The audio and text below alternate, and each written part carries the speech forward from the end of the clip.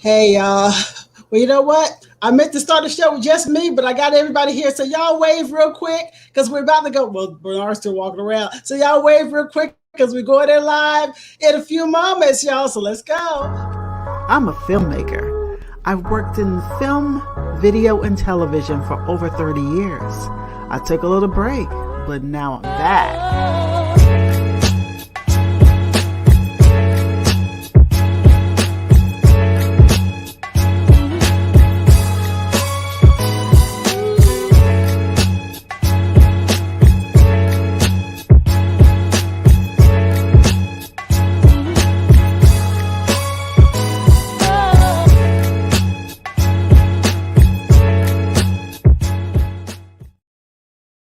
Just me. I meant to have it just me at the beginning, but I get caught up sometimes at the beginning of the show. So, y'all, I was going to say to you, of course, give me life, give me love, give me my flowers while I am alive. Hey, y'all, welcome to IMITATES Life. I'm Tanya Dixon, your host. And of course, this is the living room night.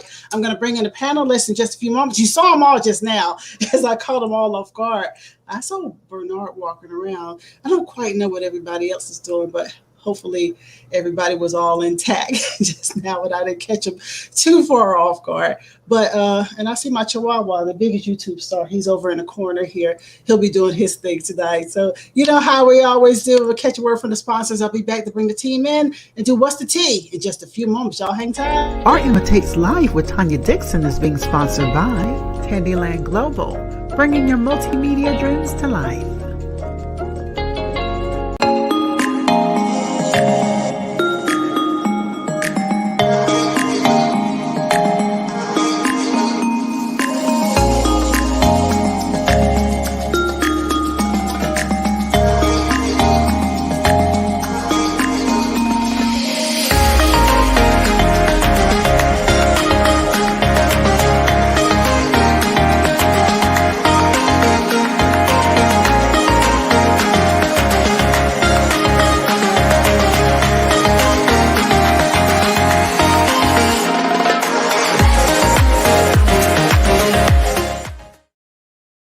Hey, welcome back to the AIL. And as I said before, this is the living room. And you know how we always do. We bring in the panelists, we do our topic, but first we do What's the Tea? In order for me to get to the tea and the ringer, finding out what's going on in everybody's life this week, let me go ahead and bring in the team. So y'all ready? Come on in and unmute yourselves. Hello. How y'all doing? Good. Good. Y'all are like, good. Yeah. Good. We had to get rising again. All right. Get permission to get unmuted. I'm sorry. Because you don't understand. It's like when I'm talking and I hear everything else, it's really distracting. And I like the muting does help so much. It gets me into ready to go and I'm ready to dance instead of being, who did that? You know, so I like it better this way, and I think y'all like me better this way too. So, but yeah, we won't need terrible Tanya no more. We won't need terrible Tanya no more. I mean, he put terrible Tandy in the doggone comments. I was like, I'm gonna find Bernard and beat his ass. You know? So it's all good. It's all good. But we are welcome you all to the living room. You know how we do every week. We always talk about what we've gone through for the week and what's been happening in our world. And so what I like to do, I always go according to what I see on my screen. And right beside me, I see Pops. What's going on with you, Pops, and how was your week? Oh, it was a phenomenal week working on my book. I finally got the book cover for it. It'll be out in Amazon probably in the middle of August. I'm just pumped up and excited. You know, my motto is to be a father to the fatherless and a dad to someone. Everybody needs a dad. Okay, I ain't mad at you. Ain't mad at you at all. Okay. Well, Bola, how was your week, Miss Bola? My week was pretty good. Just working on some stuff with my coaching, doing some videos on my YouTube channel, and get my nonprofit up and running. Okay. All righty then. I see Miss Margo came in the door. And so since my everything falls in line, Margo, you're up next. I want to know what it is that you've been up to. How was your week? Good. It's been all right. Doing some of the same things. A lot of stuff is changing for me, but in a positive way. So just trying to figure that out. Been seeing a lot of repetitive numbers. So been seeing a lot of that today as well as in the last couple of days. So it's been quite. Do you know that when you said that, Margo, on my screen, it was 5:55 and a 5 people. It was all 5s. At the moment you said that, I looked at the time and it said that. What do the 5s mean? Oh, yeah. Let's find out about those 5s. I thought they were good numbers. Yeah. I think they're good. Power. Yeah, that's what okay, it is. 5 is to stay positive, confident, and aware of everything that happens within your inner being. No matter what life throws at you, the most important thing is your state of being. The truth is that your state of being creates your circumstances and not the other way around. So be mindful of how you're like projecting your emotions. Oh, okay. Cool. So maybe that was for you, Margo, because it was the very moment you were talking. So, but thanks for joining us. No problem. But still just DIY and organizing and just trying to start picking up with moving around and doing some different things. So hopefully there'll be some trips or some plans of some trips in the future. So that's what I'm excited about. Hey. Cool. That's what's up. All right. Mr. Turn 'em Loose, Michael, how was your week? It's been a long week. Can't complain. I'm here. As he laid back. Like you hear the old folks say, every day above ground is a good one because the ground ain't on top of us. You need to come in a little bit. You know what I mean? Yeah. Y'all can't hear me? Yeah. You're a little bit laid back. Shit, I was relaxing.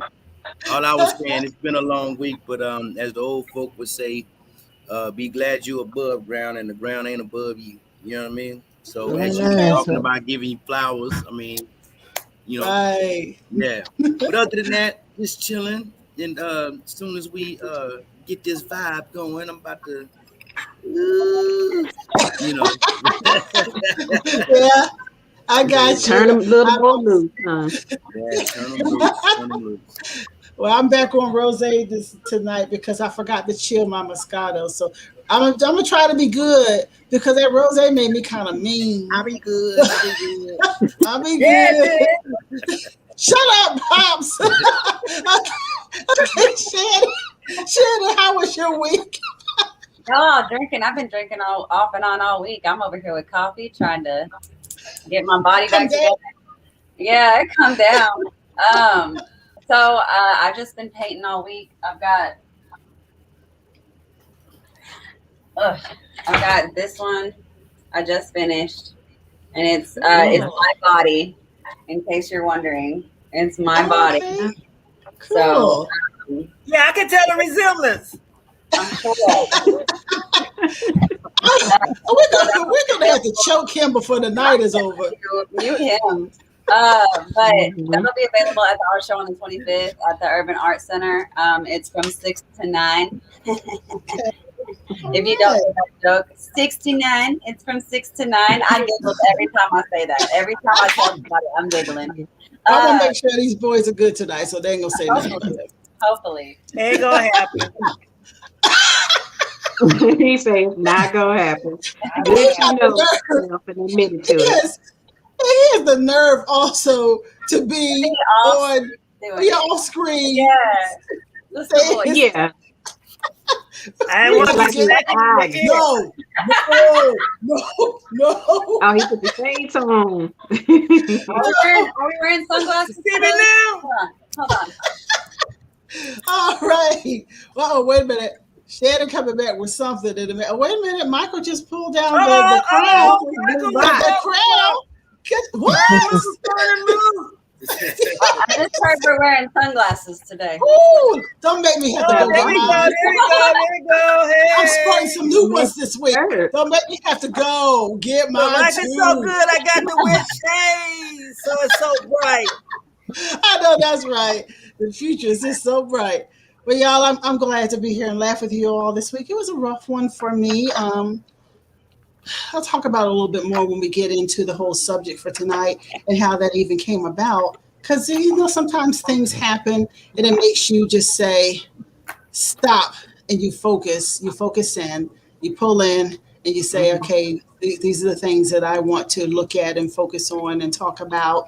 And so tonight's topic, this is my topic tonight. But in the meantime and in between time, y'all, I didn't get to do that opening this week for What's the Tea because I kept going to it just like I was working on a commercial for you all too. And I'm so meticulous. I kept doing stuff that I don't like it. So I'm going to give you the choice. If you want me to do still shots, because I can always do video, I can do moving video, but if you have some still shots you want me to put in a commercial, feel free to send it to me too. And I can mix it in with the moving and what have you. But if you got any still shots, be sure to hit me because I like a nice, clean still shot. I was creating some, but I just didn't like it on the side. So just want to give you all that heads up for y'all in the public. I love doing commercials and all that for the show and all. And I've been kind of slowing down for just a minute, but you're going to see a whole lot more coming in a second because we are turning the corner on our AIL life. And you're going to see a lot more people coming on in a minute. We're organizing, and it's going to be a lot more going on in just a second here. Okay. All right, y'all. Welcome to What's the Tea? You know what? There was a story last week. Remember the Victoria's Secret situation that went on and the lady wigged out in the Victoria's Secret and she was chasing she was being recorded and then she started chasing the lady that's recording her. Well, it just turns out that situation, what happened is the lady, I can't pronounce her name, Ijoma Akunta. I really am trying to pronounce her name. Forgive me if I haven't. She was shopping at the Victoria's Secret in the mall in Short Hills in Millburn, New Jersey, when a white woman charged at her and had a breakdown. So in this whole situation, she said that, the police came and there's various videos that we didn't show. But she knew that she was going to have to, the police came and they didn't do a whole lot. She wanted to do like something legal and she didn't have the money to do it. So she created a GoFundMe page. And it turns out that her GoFundMe, she has raised over $105,000 on this whole situation. That's so I justice right there. Yeah. Awesome. Definitely a poetic justice at that. She went in just for legal fees and came out on the other side with all of this going on. I keep looking down because something fell. That's called social media reparations. Yeah, exactly. That is social media reparations for real. So I just wanted to share that with you. I thought it was a good story. Did anybody else hear anything at all about this story during the week, or did it just go away? Did you all hear any other feedback of what people were actually feeling about it or anything? No. It kind of just died out. Nah, okay. I think if you ask me, man, I think people just so used to it. You know what I mean? I don't know if they called it Karen or whatever they wanted to call it, but I think so many people, man, just used to that. You know what I mean? And then, it's one of them situations where you walk in your skin and somebody, don't necessarily agree with you or have a problem with you being in their skin, and then they go to acting crazy. And society has pretty much allowed a everyday occurrence of allowing that shit to happen, and it goes undealt with. So now, in the age of technology, you know what I mean? You just pull out the damn phone because now you got your proof. You know what I mean? You got something that you can rely on. You know what I mean? Like, hey, look, I came in here minding my own business, and this motherfucker just started winging out. Look at this. Now, just imagine, I don't know if the laws was there or not. I mean, from what we see, you can see a video, but just imagine if the laws was there, that probably would have turned out a whole different way. And, you know, and that just happened to be a young lady that was recording that. What happened if it was a man? That probably would have, you know what I mean? Right. So anything could have happened. So they died down pretty well. Yeah. I'm still wondering what took the staff or the employees. Like, where was they at? Like, in the back? They was asking the girl recording to leave. And she was like, no, I'm not leaving. Like, at the end of the video, they were asking her to leave. And she's like, no, I'm not leaving. She's the one throwing a fit. My point exactly. You got a patron in your environment or in your store that's trying to do what they trying to do. And then you got somebody who has a problem with them. But you gonna go to the aid of the motherfucker acting stupid? Right. You know, that's the way they kind of like, they protect each other. I mean, bottom line, they knew that the white lady was in the wrong. So to protect her, they can get, if they can get the black girl gun, then there's no witness. And if she had left, then there probably would have been no complaint at all. The police would have got there and said, oh, no, it was not. It was just a big misunderstanding. And that would have happened. And not only that, they think the white dollar is more valuable than the black dollar. That's true. When it's the opposite, because that black dollar, boy, our people spend a lot of money. We have black buying power, tremendous buying power, because I don't know what happens to us. We feel like we need those type of names on our bodies, you know, as opposed to either creating something, as opposed to, you know, just supporting black owned more. I mean, we do that a lot, you know. I mean, because when you come from nothing, those brands represent something bigger. That's like that's what it is in where I'm from. Like that's what it is in my neighborhood. Like when what was it? Coogee came out. You know the hood answer to Gucci. People were rocking that like crazy. People were rocking like that. People were rocking that like crazy because it was something that they could get that was close enough. You know what I mean? And like when the big rims came out and everybody had the spinners, like we had people back in my hometown, there was like 3 Skittles cars and they were all friends and they were all like different Skittles. So it's just like, or like, you know, getting your first grill, getting your first chain, like it's all a representation of like, I finally made it to another level, you know? Wow. Yeah, I can understand exactly what you're saying. You know, I just wish that our people with the buying power that we do have, that we think more about creating more products. And if we are going to seriously boycott something, there would be some type of an impact, you know? Yeah. There really would be. Speaking of which, they need to do another one of them things where they tell everybody not to spend their money for one day and just look at it and watch it. Yeah, that's called a boycott. You know what I'm saying? No, I mean they actually had it to where they coordinated, you know, but you know, y'all seen it. I think they did it with Denny's. Yeah, remember? Right. Yeah. They had a day where they just pretty much got as many black people as possible who was all down to do it, to not spend their money for a day, and the damn everything plummeted just for one day. I think what we need to do more to take it to a whole nother level is we need to get our own thing, spend our money with ourselves. Because look at here, you go to a Chinese community, how many black stores you see in there? You go to an Italian community, how many black stores you can see in there? You go to Chinatown, how many black stores you see, black-owned stores you see in there? But you go to our community and everybody's in there. And our money just goes right out of the neighborhood. Our money stays in our neighborhood less than maybe like 15, 30 seconds. I think they did a survey about that. Our money is gone. As soon as we get in our paycheck, it's bye. That's exactly what I was saying just now. If it's not going to be products that we do, and you do a boycott, hey Rick, do a real boycott for real. So that's what I was just saying, because I feel like we have to show our strength sometime. And do we have to get mad to do it? But it's not. it's not only that, it's like instead of blowing the money on these brands that you don't need, what about investing back into yourself and your own family and, you know, putting back into your future as well? You know, Right. aside from like, Mhm. you know, I don't know. That's Right. where my mind goes all the time. I'm always thinking about what I hope I'm going to be okay at 60. I hope I can sit somewhere on a beach at 60 and just chill. Well, you know, Well, I there think. is a. Go ahead, Tanny.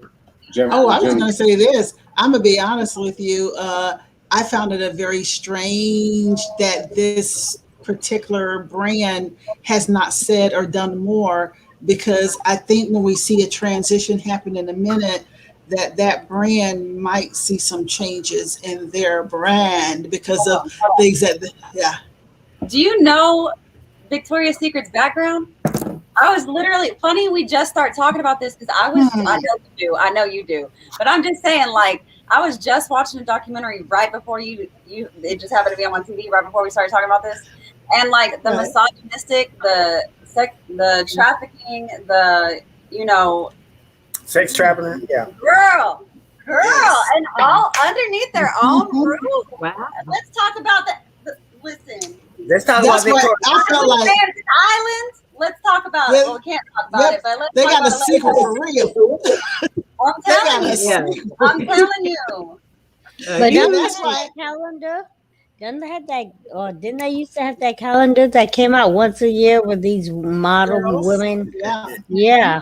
So I But mean, that's what why I did you said that think? That damn calendar has gotten me through many deployments. I Oh my bet it God. did. Bye. Hey, I'm just saying, man. But I thought that maybe they could have said more because of that. There's no way that they can hide now, but I just thought they would have said more in Well, the that's incident. you know, back in the day, you know, a lot of us didn't shop there anyway. So they're like, Right. just like what's the jeans? Remember the jeans who said she'd make her jeans for us? They just didn't think, you Uh-huh. know, a Oh, handful of us. said that. Tommy Huh? Yes. You talking about Gloria? Uh-huh. But Tommy Yeah. Hilfiger said that too. That too. Yeah. Yeah. They just didn't think, you know, only a few of us. Right. Until, Right. you know. That's really right. Well, you know something, this is a quick story here. This next one is really quick. We're not going to get way into it, but I just thought it was a little hilarious and bizarre. Why is it that there was a Starbucks, they had a cash register glitch, and it kept printing out the word butter? Butter, butter, butter, butter, butter, butter. What the hell is that about? Did y'all hear about that? No. No, I ain't heard nothing about no butter. Everything they charge you extra for your butter. You know what? That or the fact that, you know, when people, they always use butter as a Urban Dictionary slang.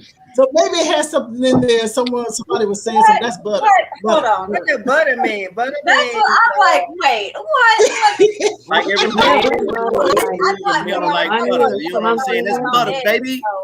Ain't nothing but butter, baby. Yeah. Yeah. I was thinking like butter, but like that. I was thinking that. So when I saw it, I was like, oh, butter. Everything's good with butter. It's part of the code. It was crazy as hell to me. So I just thought that was fascinating.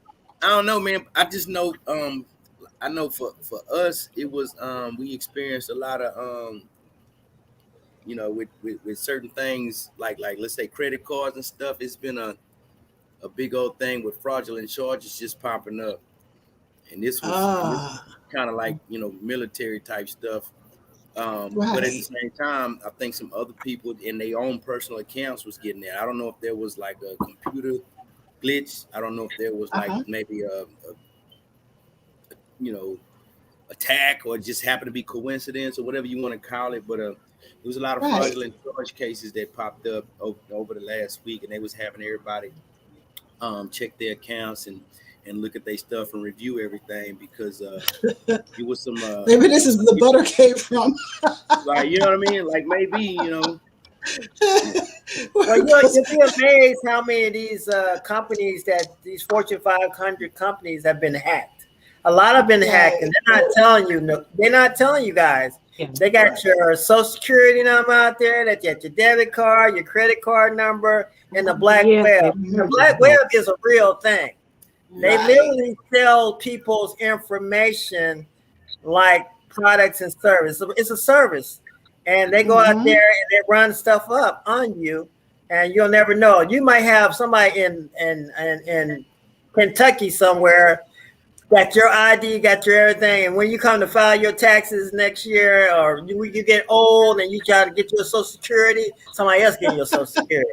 Hey, straight up, hey, that's why I'm gonna leave my credit score at 600. Ain't nobody looking for no 600 credit score, baby. And you start getting up there in them 800 shit, yo, you prime real estate. Okay, Mike, I was like, I was hoping they get mine. Your credit score goes up, you know somebody just stole your credit. Hey, look, boy, come tell my credit, you gonna have a bad day. You know? You're like, I did all Y'all are this too much. For what? Y'all are too much.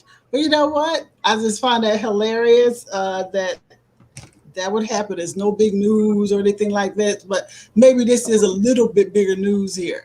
Now, we know sometimes the news will fabricate stuff. We have seen it before where there was newscasters pretending like they were in horrible weather, and they have been in, one guy was sitting in a boat one time, and he pretended like he was in deep water, but somebody walks by in the background. So we have seen newscasters go crazy. Well, this has just happened this week, too. A German reporter was just fired as she was caught smearing herself with mud after filming a report of a flood that devastated a town this week. This is over in Germany.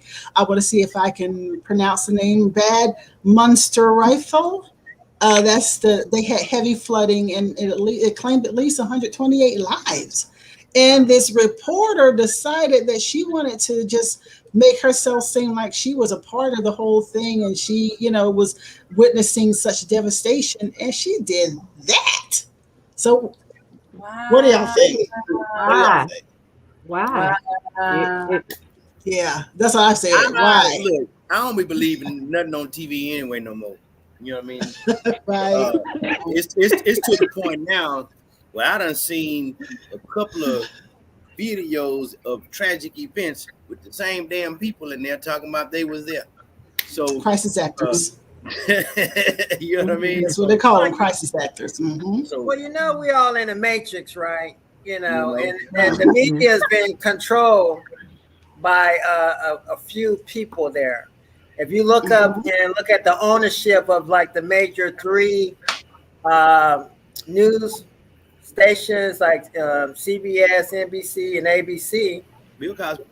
They're owned by people who manipulate the market. See, we're being manipulated all the time, every day, and we really don't know it. And what a lot of things that we think is going on is not going on, or they make it severe. For example, like when the news in my home state, Florida, they make it seem like it was all these shark attacks, man. It was like shark attacks. Everybody getting eaten up by sharks, getting eaten up by sharks. Well, if you look at the statistics, there were no more shark attacks that year than any other year. They fabricated the urgency. They fabricated because they didn't have nothing to report, and they had to scare us to watch something. See, so that's what I'm you saying. gotta be real leery about the news, because that's real facts, y'all. And I didn't make that up. That's real facts. Yeah, next to death or full death is that's what gets the popularity. Yeah, exactly. Drama and scandal. And I never knew that Sweep meant so much to them, how they win their awards and win all their stuff. So they go through all this extra stuff for sweeps. And so I don't know if it was sweeps over there. They were just preparing for that. But it was off the chain. It was off the chain. Okay, y'all, we're going to shift gears just a little bit. Okay, y'all probably have heard about this story. Oh, by the way, Veronica says hello, everybody, and she says, she said in the comments that she misses us, but she also asked me, what is Mike drinking? She wants to know what Mike is drinking. He always drinks Incredible Hulks. Got that rum and that Remy. Oh, meow. He said he like everything. Everything. Make that. Everything. Yeah. You drunk as you drunk Party over Mike's house. Party over Mike's house. Oh man, that's off the chain there. Okay, y'all. Did y'all hear about Joel Osteen and the Ferrari? Okay, let's just put it all these stories. Let me give just credit to NEWSBREAK. All the stories that I've been bringing to you tonight come from NEWSBREAK because I get so many things on my phone. And I think I said to Shannon earlier, I wait until Friday to decide because I go through so many stories, so many. And it's like one is bigger than the next, or funny, or just crazy. And so I wait. But I saw this one. People, it's kind of coming under fire right now because of his Ferrari sports car that costs more than $300,000. So, what do you all feel about that? I'm gonna let y'all. The same cat that charged $340 something to get in his church during a crisis. So, you tell me if the Lord's word is supposed to be free, why I'm paying tithes and offering at the door? I know that's right. What else y'all got to say on that one, Da? I'm just saying, man. Me personally, that church probably does a lot more money than most churches, and their budget is probably humongous. So you can't like compare one minister church to another minister church. If you just got 10 ministers and a dog, you can't compare yourself to Osteen, okay? Right. Probably a lot of money comes into that church. I mean, hundreds of millions come in there. Superstars go to that church. All kinds of people donate hundreds and thousands of dollars every Sunday. And he can probably afford to do that. He's been preaching there at least over 20 some years. But where's that money coming from? It's coming from the parishioners. They're coming from the people in the pew. But do we know that for sure, Tanya? And that's not his, because he has books. He has TV shows. Hey, I just asked. Where that money comes from? I didn't say a word. That's what I'm saying. You asked, where's that money coming from? And See, we don't know. I don't count people money. That was my point. That was my point right there. Money. Yeah. Is where's the money coming from? And number two, I'm really playing with y'all, having a good time with y'all. But when you talk about those pastors who be throwing them gang signs, that's okay. Yes. So look here, man. It's same story to me, man. Every pastor got a past history in the story. Right. It's still present. And I've made a video and I've made a post. In order to have a testimony, you must first have a test. If you break down the word testimony, you're going to get 3 words out of there. Test, well, 4 actually, but we'll say 3. Test. Right? Come on, watch this. Money. The crowd is kicking in. Hey, but what I want y'all to do is take the word testimony, write it down, but watch this. When you have the word testimony, you get these words out of that. Is it a test I'm on? And then you ask yourself, why? Right? So in order to have a testimony, you must first have a test that you're on, and then why. Man, them people was already who they was before they even began preaching. That's true. The only thing they did was take their experience, take their struggle, take their hustle and their muscle, and then an epiphany or some type of a connection that told them, or awakening, that's the word I was looking for, that told them that they are for much greater. And they ended up in the pulpit. Well, and they tell them their stories. Now, they got book deals, they got side hustles, they got jobs, they probably, pimping and doing I'm saying, doing whatever else. But that don't stop them from being human, and I get it. But when you in that limelight of the church, and you know what all comes with the church, or what however people think of the church, it's one of them things where perception becomes a reality. You got people that's in the church, and they people go to the church because their life ain't right. My life ain't right, but yours is grandiose. I mean, like what's really going on? How can we do that? You taking money from me, but you got a $300,000 car. So what the hell you need my money for? I'm gonna tell you, that's how people thinking right off the top. Yeah, but it's bogus. It really is bogus. You know what I'm saying? Because you presume that he did something wrong, for one thing. You can make millions and millions of dollars from books, okay? People do it every day. People that you will never hear about are multimillionaires from book signing, and you'll never know. They don't even use their real name. Right. And all they see, everybody else see, and I agree with you. That's what I'm saying. Like, people have a life prior to becoming a preacher, but the only thing that they see, especially on that grand scale, is Joel Osteen and the mega church. But they don't know whatever else he has or got going on, or whatever the case may be. But it's almost kind of like the professional ball players. They don't ask to be role models, but people make them one anyway because of the type of the stature that they have. Notoriety, yeah, I got you. Right. Nobody's asking the preacher to be all these things that like they can't still be human. Just like people think that preachers ain't supposed to have sex. Not trying to bring sex into it, but when people see preachers and then you hear about a preacher, doing this thing, if you're a single preacher and you out there getting it in, oh, he doing this, and the Bible say, man, look, you go. But he's supposed to be his wife, though. Say again. I say he's supposed to be doing all that behind closed doors with his wife, though. Right. You can't expect him not to be doing anything. Wife, but what if the preacher is single? He said single. Hey, even if he's single, he don't supposed to do that. Out of view. He's supposed to be abstinent. Okay, y'all. You know how I know I gotta throw a fireball. I'm gonna throw a fireball at y'all real quick. Y'all get ready. Okay. Now, Joel Osteen is one of the preachers that I watch a lot, and I still do. I like the message, but I do understand. I know what's going on behind the scenes.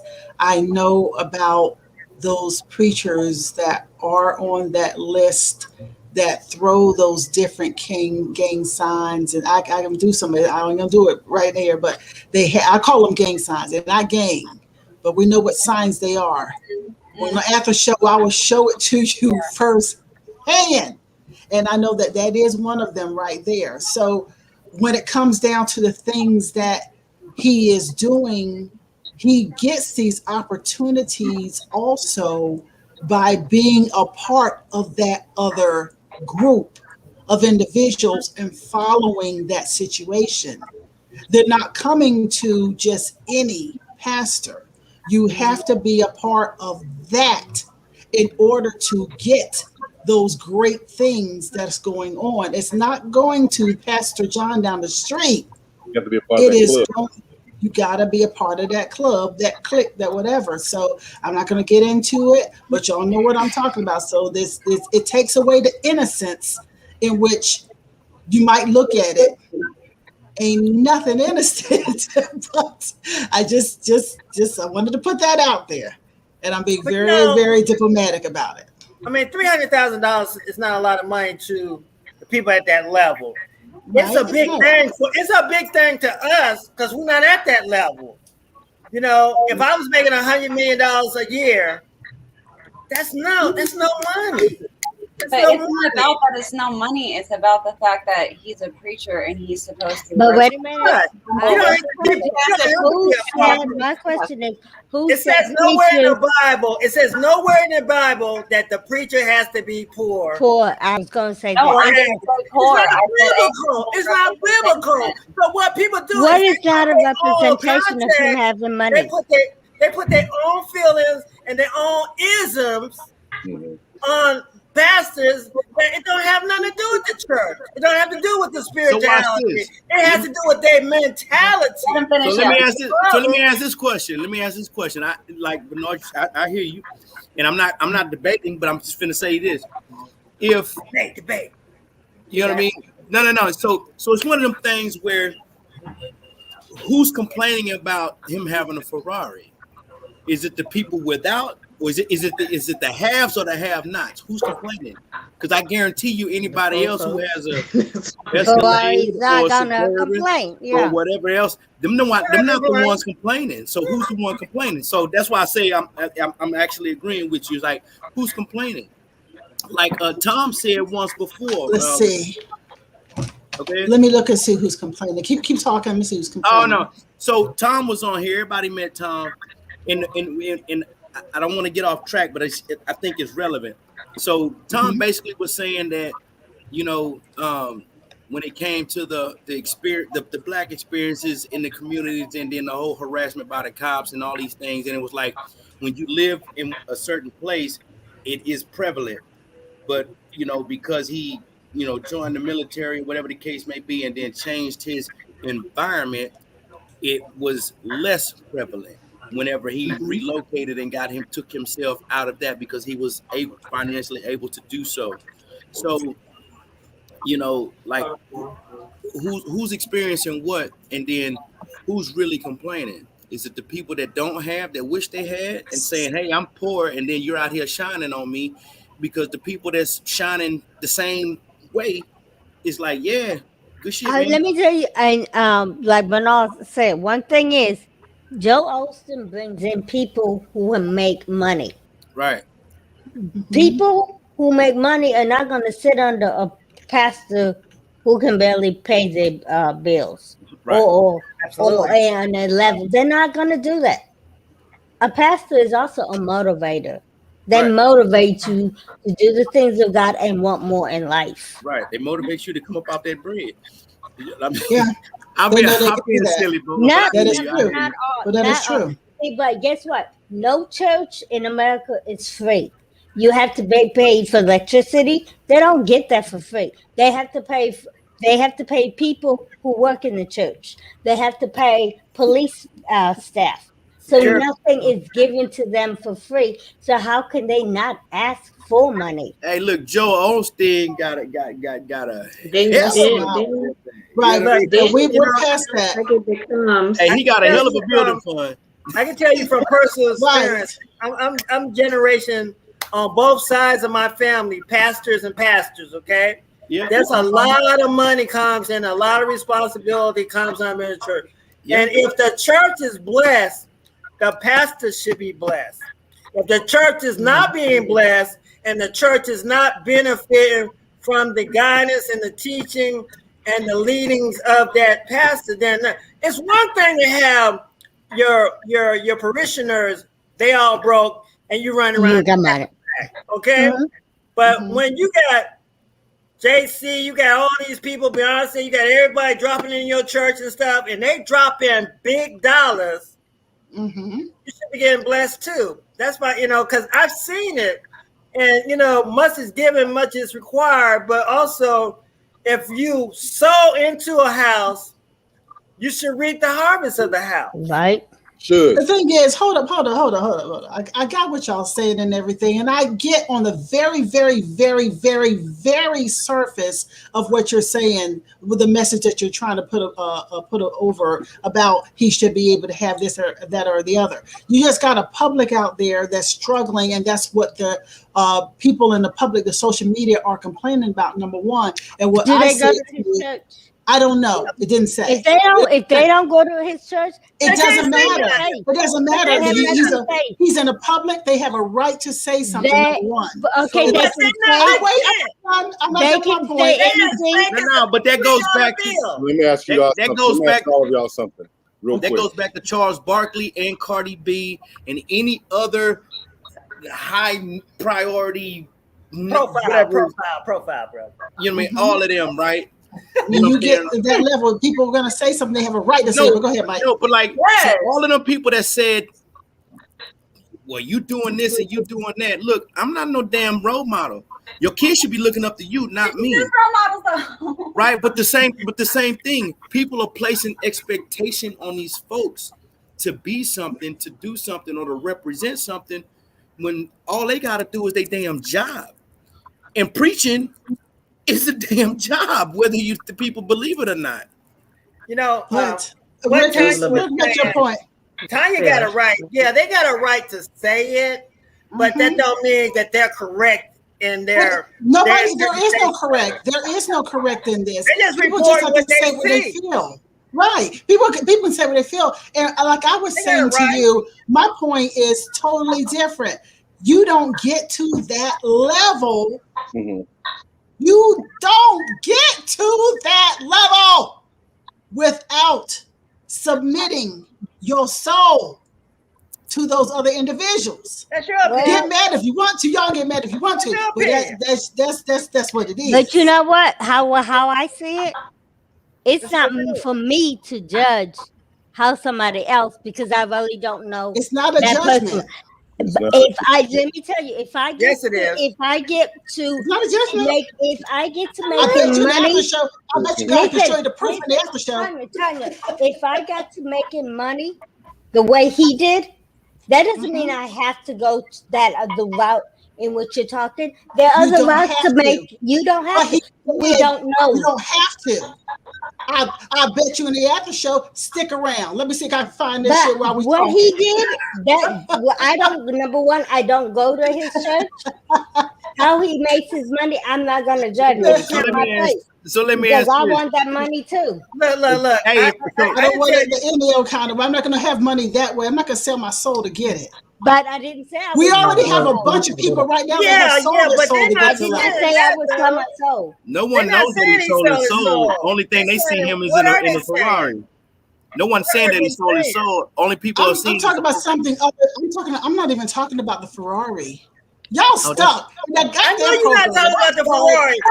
You brought that up in the subject. I'm sorry, you brought that I'm so sorry. Y'all in that programming. Y'all we gonna know? There are certain dudes that have to be paid. So watch this. I'm finna fuck everybody head up. Hold on, let me say what it is. Hold on. Time out. There are certain dues that has to be paid. Much is given, yes, much is required, and it's a hell of a lot much more than just having money. Money, that's the start of it, but alongside of it, yes, it is deeper. It is I want to say it is soul driven. You're going to have to spill and provide more than just bread. There is an internal, there is a secret. I want to say. Hood, like brother or sisterhood, they have their own organized way of doing things and their own organization, their own little circle, their own club that no one wants to talk about. How did they get to this point? Why does this money keep coming in and your people in the church still looking like, yesterday's bad news? So it's not a matter of judging when it's just constantly thrown in your face in terms of what they've obtained, what they've gained, what they have, what they're driving, and you still got people coming to church in buses. You get that. I get in your own congregation, right? But it's no different than Hollywood. When you're talking about money, there's a requirement with that amount of money, and it's not just a matter of talent. It is a matter of what are you willing to give up. That's right. You do not get to those levels. They come see about your ass if you get to a certain level. I'm sorry, Michael, give me 1 second. When you get to a certain status and level, they come see about you, and it's very much programming and sleepiness for you to speak as though it is not happening. But there are rules that pastors and preachers abide by to obtain and maintain that level of financial stature and maintain that level of being looked upon as the shepherd. Having that demeanor of power, that doesn't just fall in your lap. You have to make considerations and agreements. You can say next to signing that, it's like next to signing it in your own blood, so to speak. It's deeper than that. It's way deeper than that. Money is just an attribute. But how did you get all that money? Because you gave something up. So I'll say this. I'll say this. Time is money. Yes. Everybody agree? Time is money, right? Okay. So motivational speakers go out there, they speak and they get paid. Yes. Motivational speakers. Yes. Yeah. What is a preacher? He's in this world. Okay. All right. So okay. I think I asked that question. Everybody understood that. Now, Right. Come on. He's a motivational speaker. He's an inspirational speaker. He's the one that tells you to get you to reconnect with faith and get your physical form in touch with your spiritual form. Because people place more value on their physical form than they do spiritual. Now we can have that conversation. That's something that I don't think the average entity is really ready to have. Now we'll go back to this one. That's one question or something to put on your mind. Number two, tithes and offering, because everybody associates a preacher's wealth with what he's getting from the congregation. Here we go. Right? Yeah, because tithes and offerings, that's another sham that has been put into the church. Tithe, because your tithe does not have to be 10% of your income. Right. It can be your time, your whatever else, and that does not have to go to the church and go anywhere else. If you're going to follow that book written by James Irwin, but go ahead. All I was getting ready to say was tithes and offerings don't have to be cash. It could be 10% or whatever. So I can bring a bag of groceries to the church, and I want to see somebody drive a Ferrari with them damn groceries. Right. And so that's number two. Right. So that's number two. And then number three, because I put it actually in the chat on damn YouTube. If God is, and y'all need to do the chat too, by the way. Go ahead. Right. But if God is the creator, why does he need money or any other resources from things that he created? I got it. I got this. He said, I got this. Go ahead, Rick. It's a tool, basically. They'll say something as such. They'll say something like, "Well, no, God doesn't need your money. God is going to see how obedient you are." See that little foolery, that little wordplay, that nerd play. That's how people become morally bankrupt. You don't have any type of mental strength, knowing how to read words, knowing how people are trying to manipulate you with your pocketbook and with your spirituality. Oh, you already fucked. They already own you.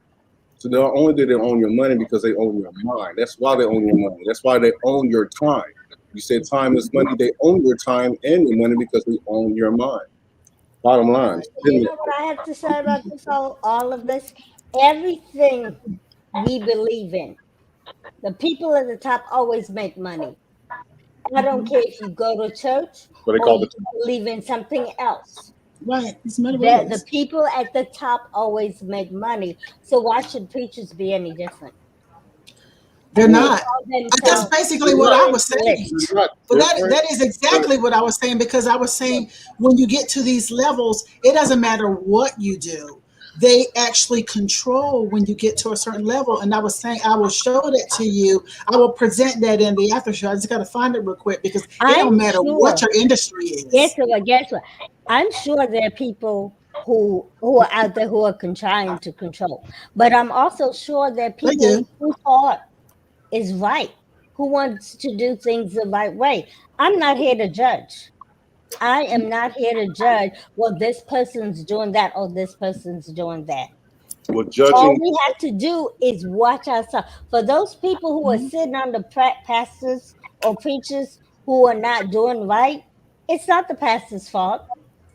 I have the exact same conversation.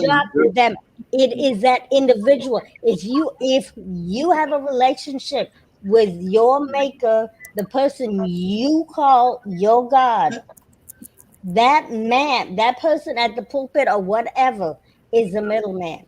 So you should have discernment to know. I don't need a middleman. First of all, let's start there. I don't need a middleman. And secondly, I was saying that this is in every single industry. I was not singling out preachers. It's in every industry. Oh, absolutely. Like, I don't care who you are. Right. I have a situation where I look at you and I say, and then believe me, when we're talking about Joel Osteen, I still will catch his message. That's one of my favorite preachers to watch. But I watch with the understanding of what is going on. I just go for the message. But I'm still careful with that, because I know of that other control. Yeah, that is there. Everybody is human. And I mean, we're all going to do things that, sometimes may not sit right with somebody else. Mm-hmm.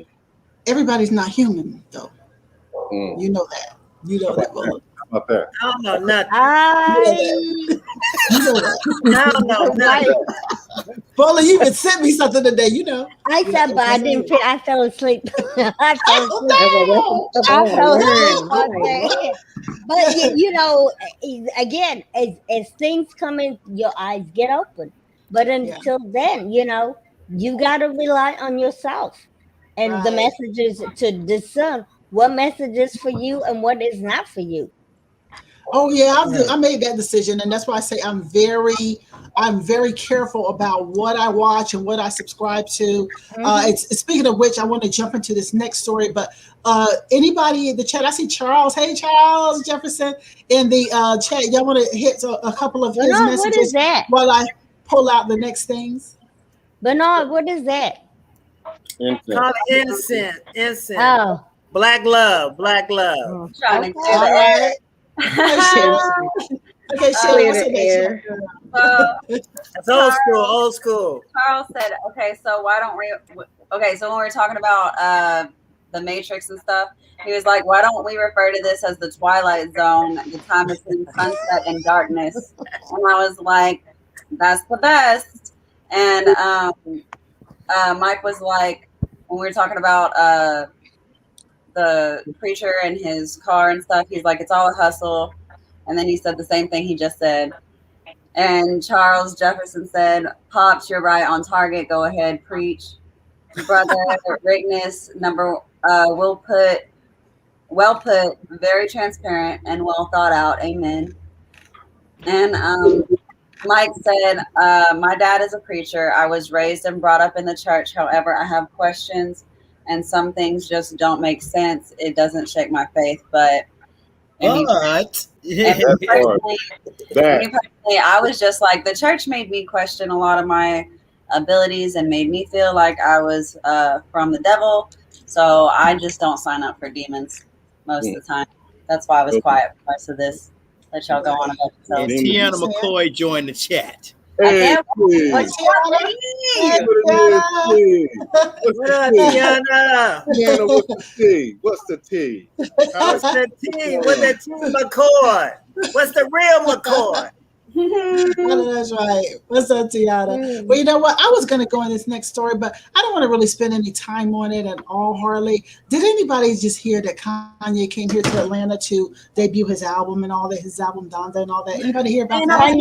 Kanye West? I'm trending again. I was like, what he done did? What he was doing with his name trending again. I was like, what this man done did? Him and Dr. Dre helped out Sha'Carri Richardson based off of the little thing that they had, I was hoping it was something. It was I heard about Kanye West. He was preaching. That was last. Yeah, he was trying that. Yeah, he was trying that too. I don't. You see, he gave that up real quick, huh? Oh, did he? I don't. Yeah. I don't.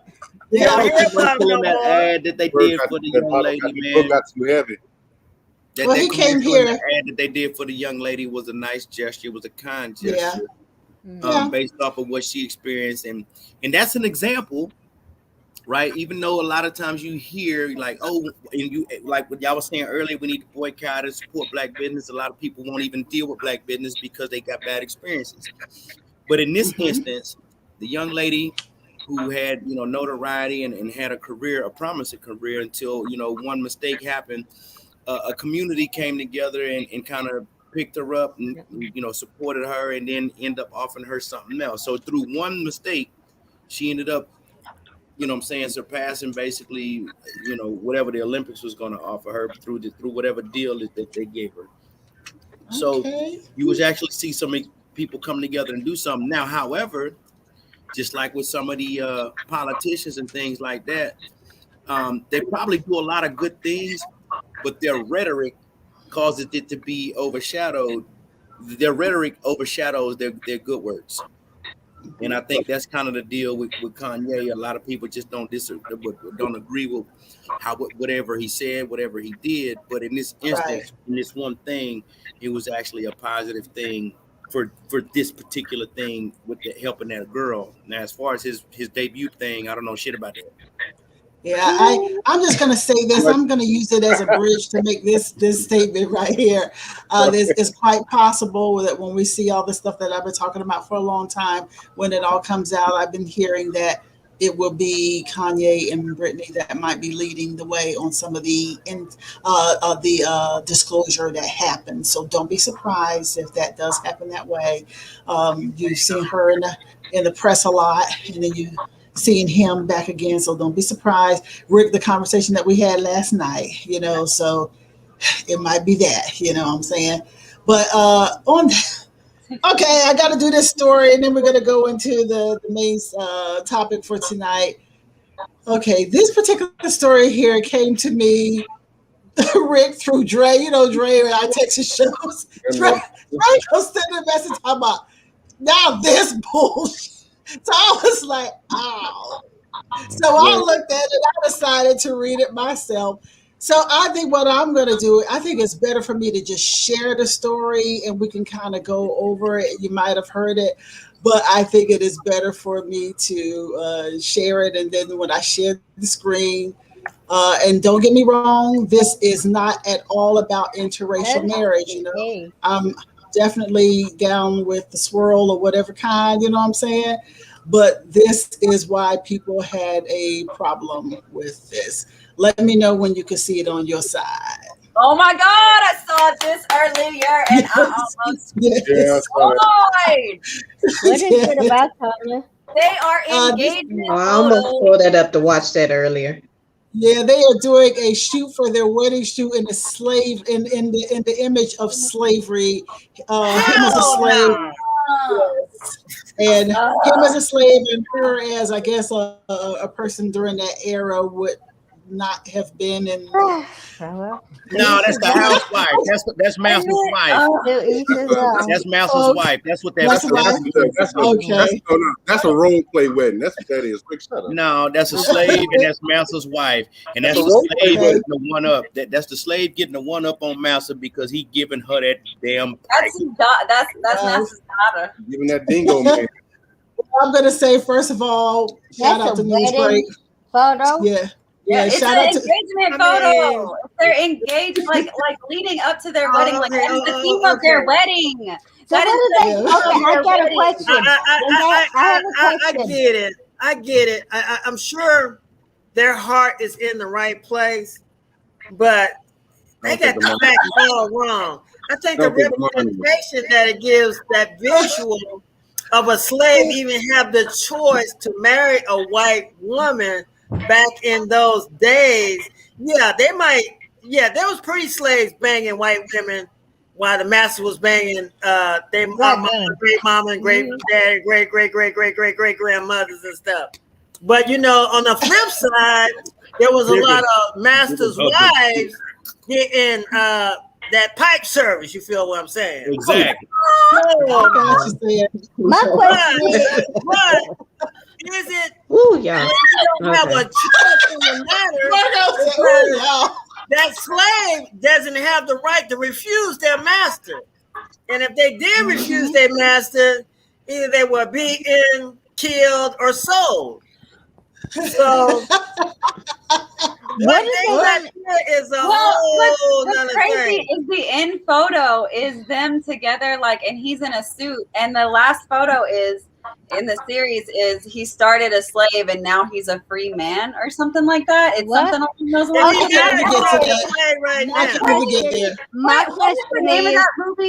My question is, what are they going to explain to their kids? Child. What that photo is all about. With the Governor Greg Abbott, passing his law, they never know about it. That depends on the level. That depends on the level of the teachings to the kids. Like, how much do their kids know about slavery? What came with that? So that's going to be some work. With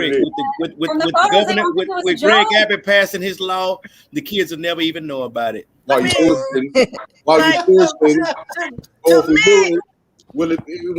it shows a degree of insensitivity to what transpired for the last 400 years. I mean, it's just being culturally insensitive. In 2021, you would think they would have a clue of what's going on. After all life matters, all these riots that happened in the last few years, you have the audacity to kind of placate it like it's all fun and games, and it was serious. These people died. You know, people were beaten, people were killed, families were destroyed. Families are being destroyed right now, and to make it lighthearted, like it's a joke. I mean, I'm sure slaves rolling over there in their graves right now. Right, but with all that's going on, you said that it's like being insensitive. But it's lately all that it has been is just selective sensitivity. Sensitivity. People want to pick and choose what hurts and what doesn't hurt. Yeah. Go ahead, Margo. I don't think it hurts. It's just stupid. I'll wait. Go ahead, Margo. I would love to see him at a family reunion. My comment is it's the lack of understanding about the whole situation and the history of it. It's a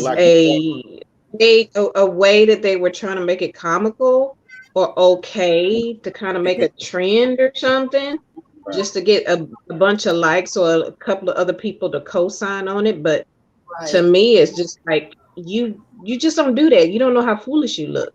You don't know what. Yeah, let me give you an example. Let me give you an example. What in your spirit made it? What in your spirit made it feel okay to go ahead and do that? I think Mike wasn't taught. Mike, go ahead for you. Go ahead, Mike. I will wait because I'm typing it in my phone so I don't forget my idea. So I'll wait. I'm just trying to find my damn camera with this.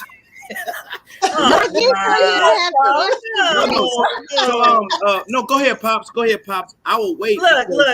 This is an example of something that happened to me yesterday. So I'm going into my apartment complex, and there is there's a retainer wall. It's a big retainer wall, and I see some young black kids. They're out there, and their clothes wet. And I see they're writing something in their wall. And what they're writing on the wall, it says niggas. And I'm saying, no, you can't do that. That's not funny. That's not, they told me, well, it's not racist because we said it. No, it's insensitive. I live with a bunch of white neighbors, white, black, and all kinds of color. That is a degree of insensitivity to that word. That word, you wrote it on the wall. You cannot get that cool, nobody. I don't give a fuck. You can't get that, Lord. That's just not right. Because if they can call you that, then that's just levels of respect that are lost. Yeah. Like now they don't hire you for that job. Laughing with you, hey my nigga, in front of your mother and your pops, like, boy, did you? Let me ask y'all a question because this is a real question here. This is a real situation I had, and I might have told one of y'all on the team about this before. Okay, that word. We did a show on the radio, our IMITATES Life Radio, and it's called. It was about the N-word, and it was more or less a situation of who's allowed to use it, right? And in this situation, I'm just a quick little break. We're gonna come back to the subject in just a few moments. I had that question because I had a situation myself where I have a friend, a white friend, and she grew up in East Lake Meadows here in Atlanta, which is now torn down. They call it Little Vietnam. It was still really, really, really, really, really, really rough area. And she grew up with all black. And she was more into what was happening in that black culture than I in a lot of ways. So she used the word very comfortably because that was what she was always used to. And I told her I was uncomfortable with that. And then I realized, I said, did I have a right to tell her that? She grew up saying that all her life. What do you feel about that? Hell yeah, you had a right to tell her that. I mean, if you're not uncomfortable with a way of person, okay, it's like this. There's a lot of comfort. You can call me anything, but what I answer to is a totally different thing. If you call me anything besides Pops, Bernard, or Savage, but if you don't know me, and you call me out of my name, then we got a problem. You know, and if you call me the N-word, I don't care if you know me or don't know me, we got a problem. Okay, so I think for us, my generation, because I can speak for my generation. That's it. Our generation, that word means that's a no-no. I mean, we had problems with black exploitation movies. We had a problem, anything. We believe that you represented your race. And if you did anything that was detrimental to the race, or anybody who said anything detrimental to your race, you had to deal with that and deal with it quickly and swiftly. That's why we had the boycotts. That's why we set out. That's why we wouldn't go to school sometimes because something happened in the community, and we wanted to have, let the people know that it wasn't okay with what they were doing. So to me, to my generation, that's not a no, but that's a hell no. Well, that even is like if you're cultivated in terms of saying the word, and then you look at sideways, like I grew up saying this, that doesn't make that shit right. Just like eating soul food all your life, just because you've been doing it for so many years doesn't make that right. There's a self that's a check. So, because you shouldn't have to wait on anybody to check you. You should do your research and understand and know why. And it's very obvious. It should be obvious, but you should also have the want to understand. Why am I being allowed to say this word? Where does this word come from? And you can't be that oblivious to the fact that we already have a problem with that word internally in our own community, but you're cool with it. Oh, it's you got a pass. So if somebody gave you a fake hall pass, and then wonder why it costed your ass.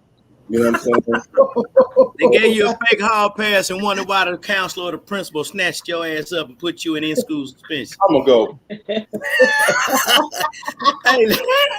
Hey, look I here. got you. So y'all know the role that I play. If y'all don't, y'all should. So I will say this: if a couple, fiancés or whatever the fuck you want to call them, an engaged couple, and whether they were married or not, and they decided to take pictures, and to say that, because we always say the old ball and chain, right? When we get married, you say the old ball and chain, and the old ball and chain is associated in a resemblance of a slavery. Oh, okay. I just wanted to make sure y'all was with me. Slavery. Okay. What associated with what? Slavery. Hold on.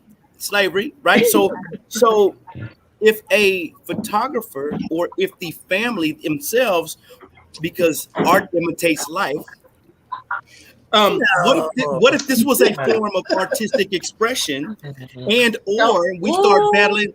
Hold on. Or we start tapping into the freedom of speech. Who are we to say whatever the hell it is that they do within their own household? Because but that's not in their household. Me, they get to do and say whatever they want, but what are they going to tell their kids? How are they going to explain that to their kids? That's my only thing. When the kids come along, you have to explain that. Do they have to, or can they say, "Hey, mom and dad are artists, and we're photographers, and we're this, that, and the other, and we believe in freedom of speech and artistic okay, expression." then as parents, if they say that to their kids, they have no right to say anything when their kids come back. Put it like this. Put it like this. What you reap, what you sow is what you're gonna reap. Okay. So if they're gonna put that out to their kids, then they expect their kids to do anything and say anything, and they give up the right to come back and say anything because they said, "Well, I cussed you out, Dad. That's freedom of speech." Let my son say Let him try. I'll be daddy-less and fatherless. Okay.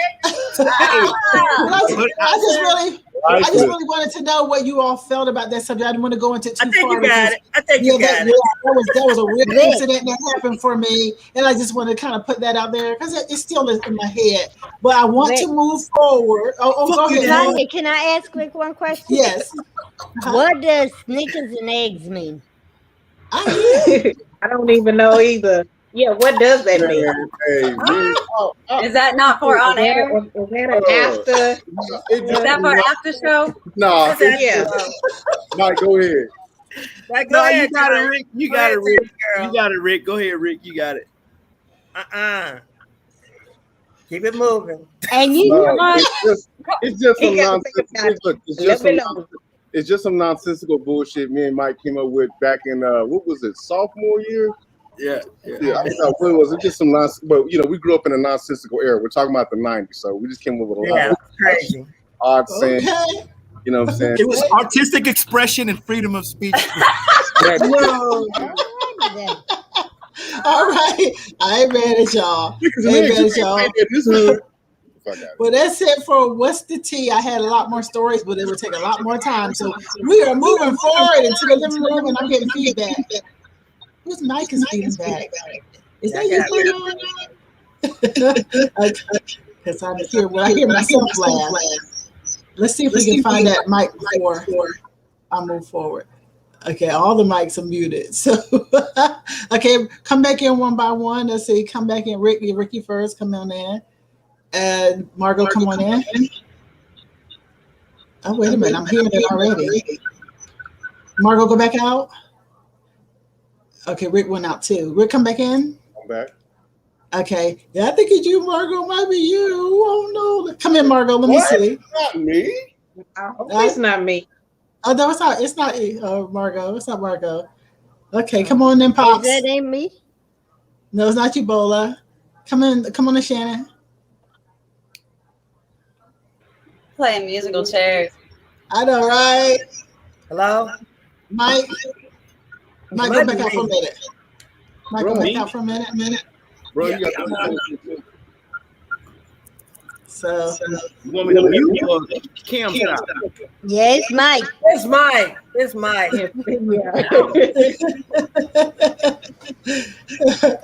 let me just do it on my side. Let me do it on my side real quick and see if it's any different.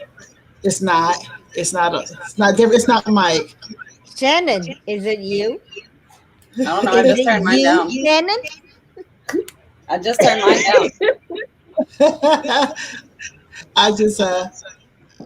down. I'm going one by one and seeing if I can figure it out before we go forward, but it's just not. So hold on. Is anybody on the show on their laptop, but yet has their phone with the YouTube next to them? Yeah. That's Then it's that person. But it's silenced. You hit the button to make it silent, or you turn it down? Yeah. Like I turned my volume all the way down. Okay. Because it's coming from where I can feel it. But let's move forward. Let's see if we can, because I'm seeing everybody muted. Let's see what happens if I mute Bola. Oh my it's Lord. a little different tonight. People gonna come in and be like, "What the hell going on?" I know, right? They listening. They done tapped into the show. They listening. Well, you know what? I was watching it on TV, so I turned my TV off. So okay, everybody, come on back in. It was Bernard's. Everybody, come on in. Let's see if we hear it still. On in the room. It seems to be better. We always blame Rick. Because Rick is always the culprit. You see what I got on? You see what I'm wearing? Yeah, I put that on the Okay. Well, let's go in the living room, y'all. Let's roll it.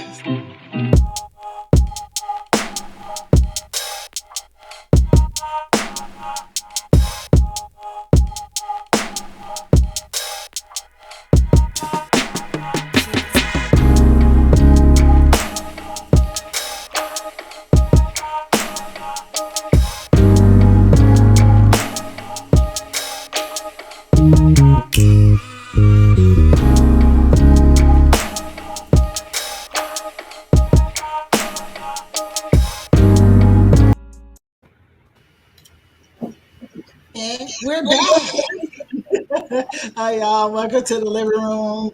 You know how we do. We always take our topic and we discuss it. We had a lot going on in What's the Tea tonight. We warm up real hard in there. So by the time we get into the living room, we already been in the damn living room chatting. So I might need to switch around how I play my openings and stuff, but you know how it goes.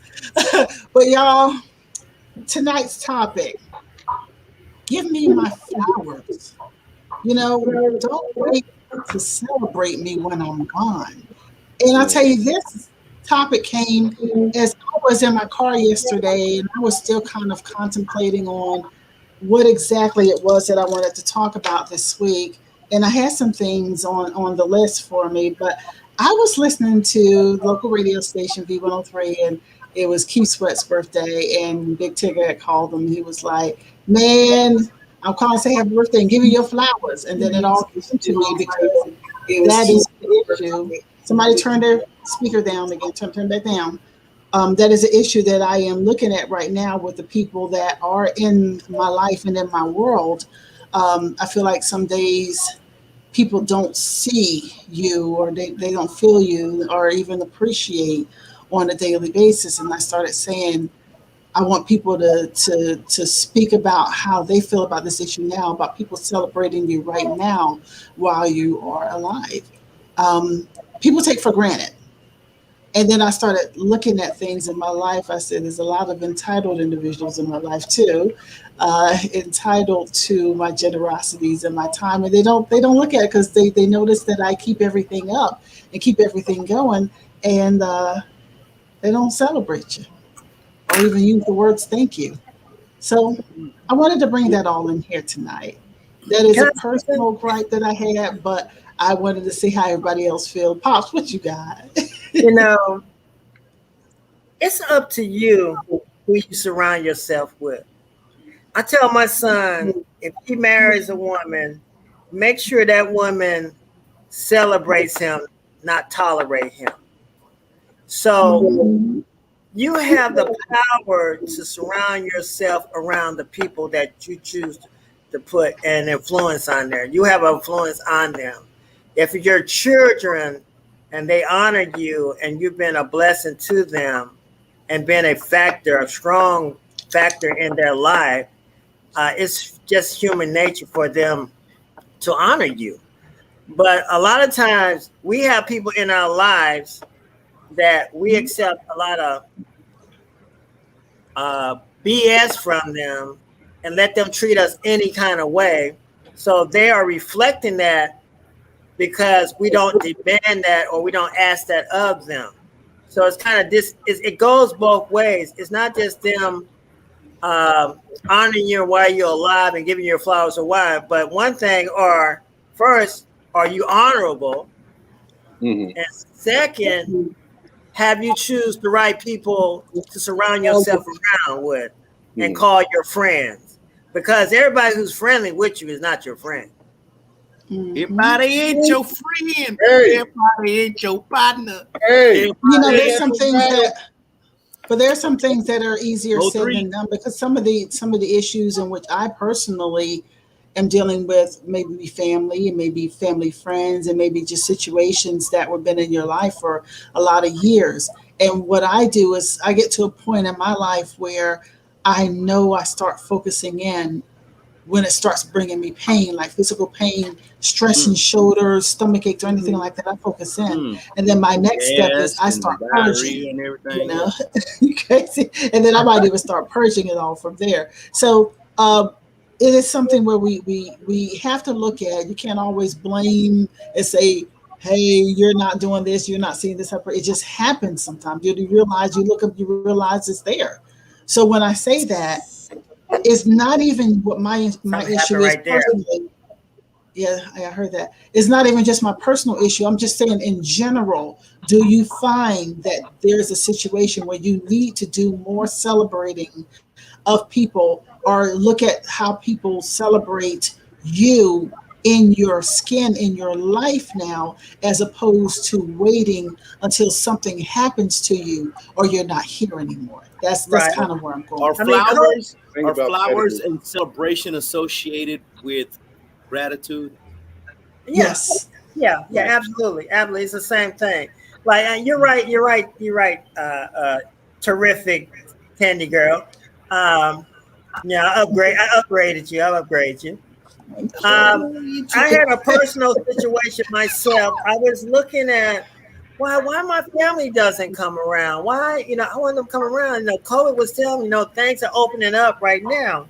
So what I did is I took it beyond myself to invite my family into, and then invite them to the house. And I had a Uncle Day. It was Uncle Cajun seafood roll, where I cooked for the whole family, because I could have sat back and said, like, hey, they ain't celebrating me, or they're not coming to see me, but I didn't invite them. So like I had to invite them. And then all of a sudden, from that being grateful to them, I gave everyone, and when they came through the door, I gave them a star. And I had them put it on them. And before we ate, bless the food, I told them what the star meant. And I told them that the star means that you're special in my life. No matter what you do or who you are, what people say about you, I always love you, and you'll always be a superstar in my life. That what the star represent. So from that one event, I've been going to one family event to another family event, and everybody's inviting me out. But see, sometimes you got to step out of your comfort zone and be the one who steps out there and say, enough is enough. We are family, and we're going to celebrate life together. So now I've been going to birthday parties. Now I got a swim party to go to in August. And everybody, I think, caught the fire, caught what I was trying to do. And now everybody's celebrating together like family, because we're just happy to be alive, especially after 2020, baby. Anything can happen. Well, when it comes to when it comes to getting your flowers, first thing and foremost, you must have your own garden. You put too much focus on, I believe, awaiting the opportunity of being celebrated, or just awaiting to be celebrated. Period. We're celebratory whores, But we forget our own word. We forget to have our own flowers in our own garden. And once you celebrate yourself, to a certain extent, people will gravitate. People will see how honorable you are, because you honor yourself. You take time out and value yourself first, instead of waiting on validity from others. Because the more you do that, like I said before, people own your mind, and they own your heart and your intentions, because you're so worried and concerned about who's going to celebrate you. You have to celebrate you. Once you do that, you're not even going to concern yourself with who's looking at you, paying attention. And that's when people look at you and pay attention and value you even more, because you get less than shits about what they're shitting. That's why the toilet bowl is that flush. The toilet bowl of your own consideration, your own heart, what the hell your own mind is made up to believe and to consider, and what's filtered. Once that is understood, nothing else matters. Hey, Marie, a toilet bowl will clog up on your ass, boy. A toilet bowl will clog up on your ass. Go ahead, Shannon. Go ahead, Shannon. I'm actually in the middle of a friend's transition, and it takes a lot of, you really got to have grounding in yourself before other people see that. And when you are in a point where you're surrounded by these people, but you're still wondering why you have no one to celebrate with, in some aspects, you need to look at who you're attempting to choose to celebrate with, instead of who is choosing you. Because when you decide to choose yourself and choose yourself and choose happiness and choose to love yourself, the rest of the people will start coming. Like, I've had more female friends this year than I've had at any other point in my life. And that's because I set the milestone to be like, I want to look for strong females that are as strong as me. But I had to make sure I had my grounding and my footing and know myself and my self-confidence before the door could be opened for other women to recognize that within me too, for me to be able to have that ability to celebrate with other people. So I think a part of it is also that we forget to celebrate ourselves. So I say this. Let me tell you what I have a real problem with. And my problem is no matter how much I celebrate myself, because if I did not push myself to do things, they wouldn't get done. We wouldn't be sitting here even on this platform. But what I have a problem with in my world is, and when I say I'm not looking at any particular individual, I don't hear the words thank you a lot. I don't hear I don't feel the gratitude, and it's really hard when it comes from even folks in your family and all that. You don't hear or see that, and after a while, it can take a toll on you when you're constantly making sure that you keep everything up, and like I say, Atlas holding the world. It does make you feel that way sometimes, and they're like, "Oh, go and hold that world, girl. You got that," and that's what you feel. No, like, no, I don't got it. Yeah, it's like I don't got it. But are you allowing yourself to be vulnerable with the people in your life as well? Because you can't expect people to know what you're thinking. Well, here's the thing. Here's the thing. Michael? Mike, go ahead, brother. Once you show the capability or the ability that you can do something, it becomes expectation. Right? It becomes expected of you. We live a lot of us, and you know, a lot of us may be these people. I know that I am one because I have a big heart. Right? We do the things that we do, seeking no favor, seeking no reward. Right. Right? It's the same thing as opening a door at a grocery store and nobody will say thank you after you walk through that some bitch.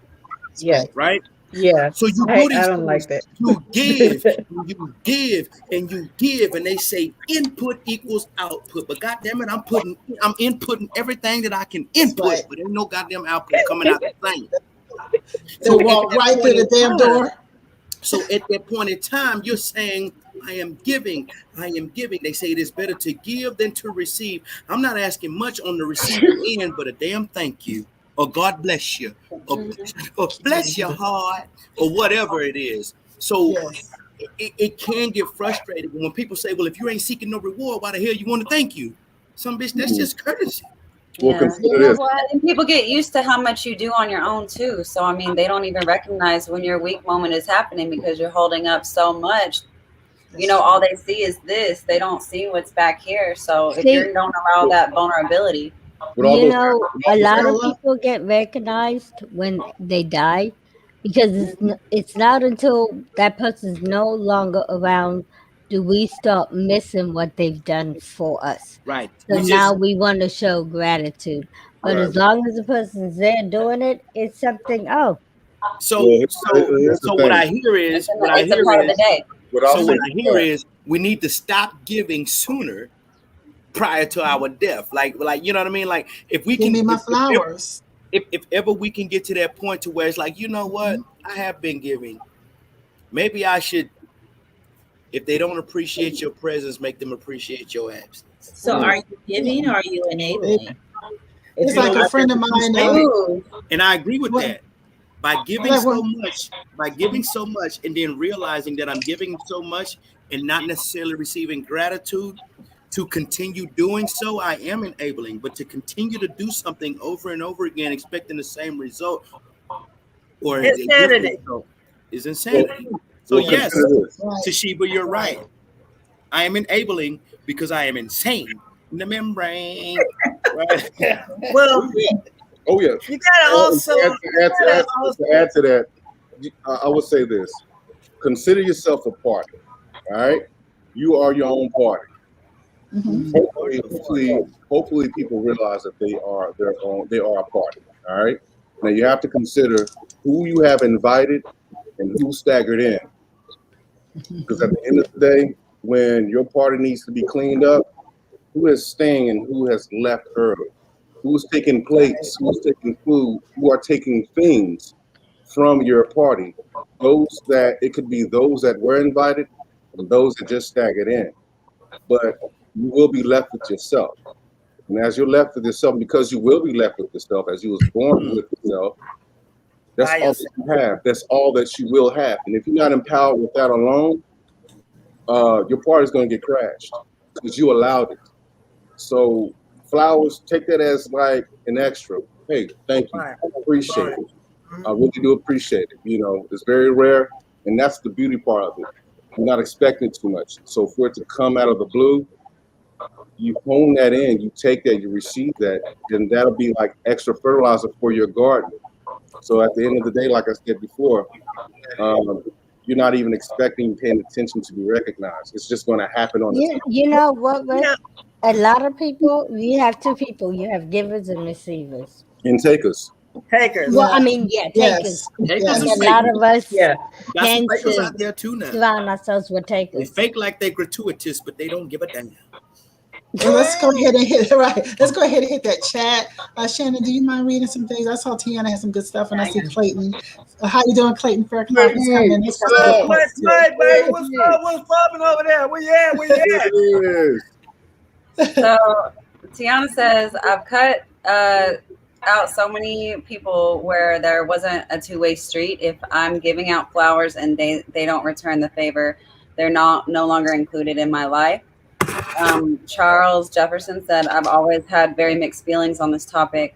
Why you say, you see, there can be a lot easier.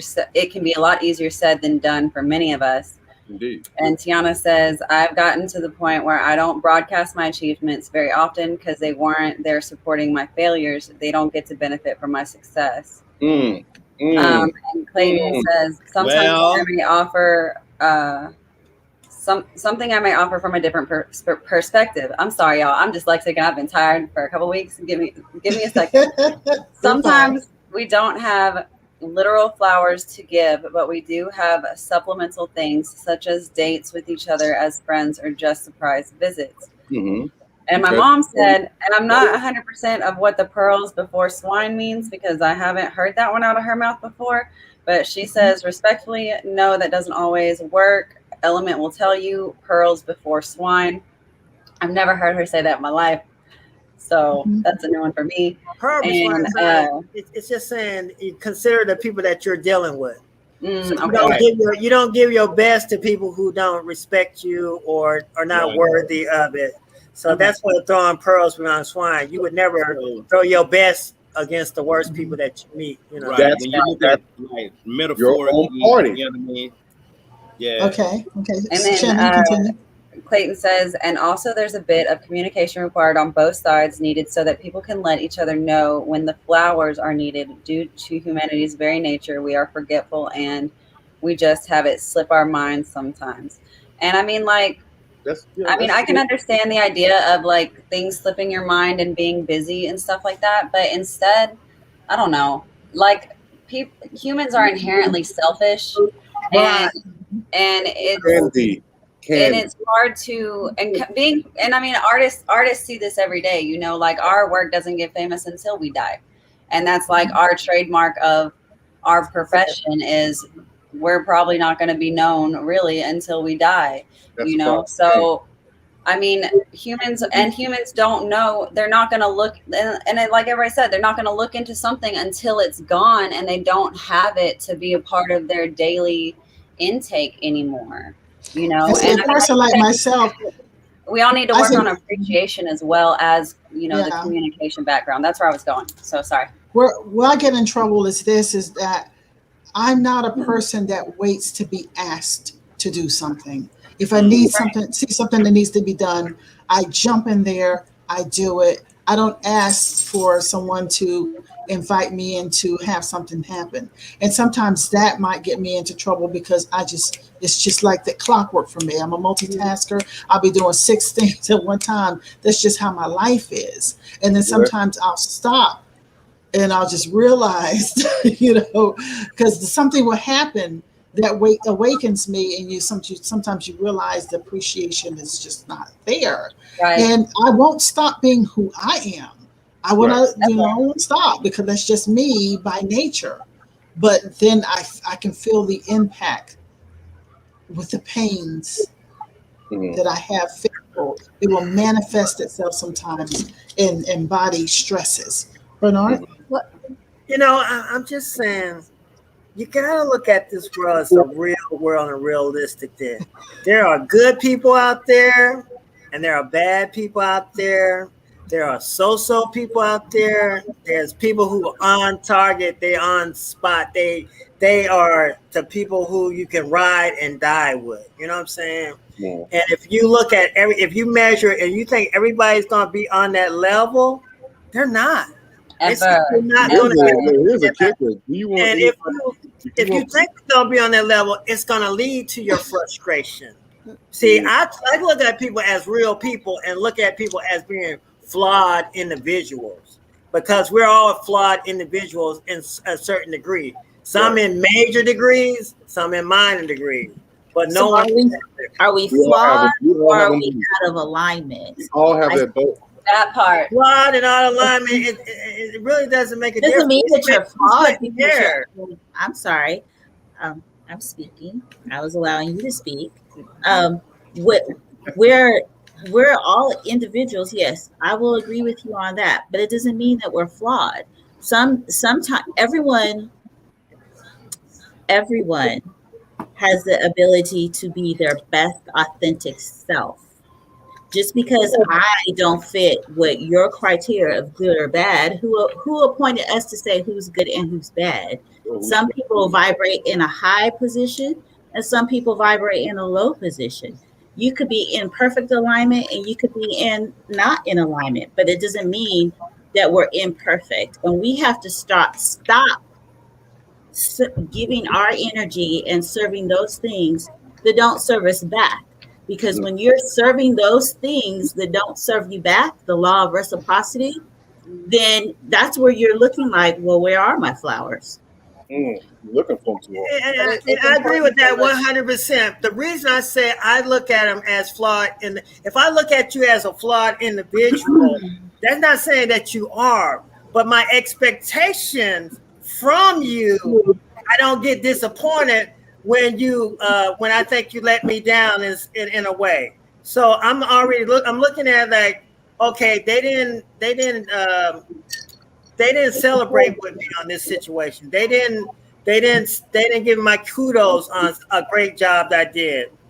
But I'm not, because that's who they are. But it doesn't make that individual flawed. That you're saying. No, I didn't say they were flawed. I said I looked at them to protect myself. It's a defense mechanism that I protect my own ego, so I don't want to worry about, having an angst against them or that against them. Expectation begets disappointment. Exactly. If I expect them to be high and they come low, then I'm disappointed. Right. If my expectation is low, validation and that if you stop seeking that validation, I'm not seeking it. Or that. Well, you know what I said. So here's what I wanted to say earlier is that that's how I'm looking at it. So when we teach, wait, Bola's been waiting to speak for a minute. Go ahead, Bola. Thank you, Ellen. You're welcome, baby. Go ahead, Bola. No, what I was going to say is when we start looking at everybody as an individual, what we value is not what somebody else value.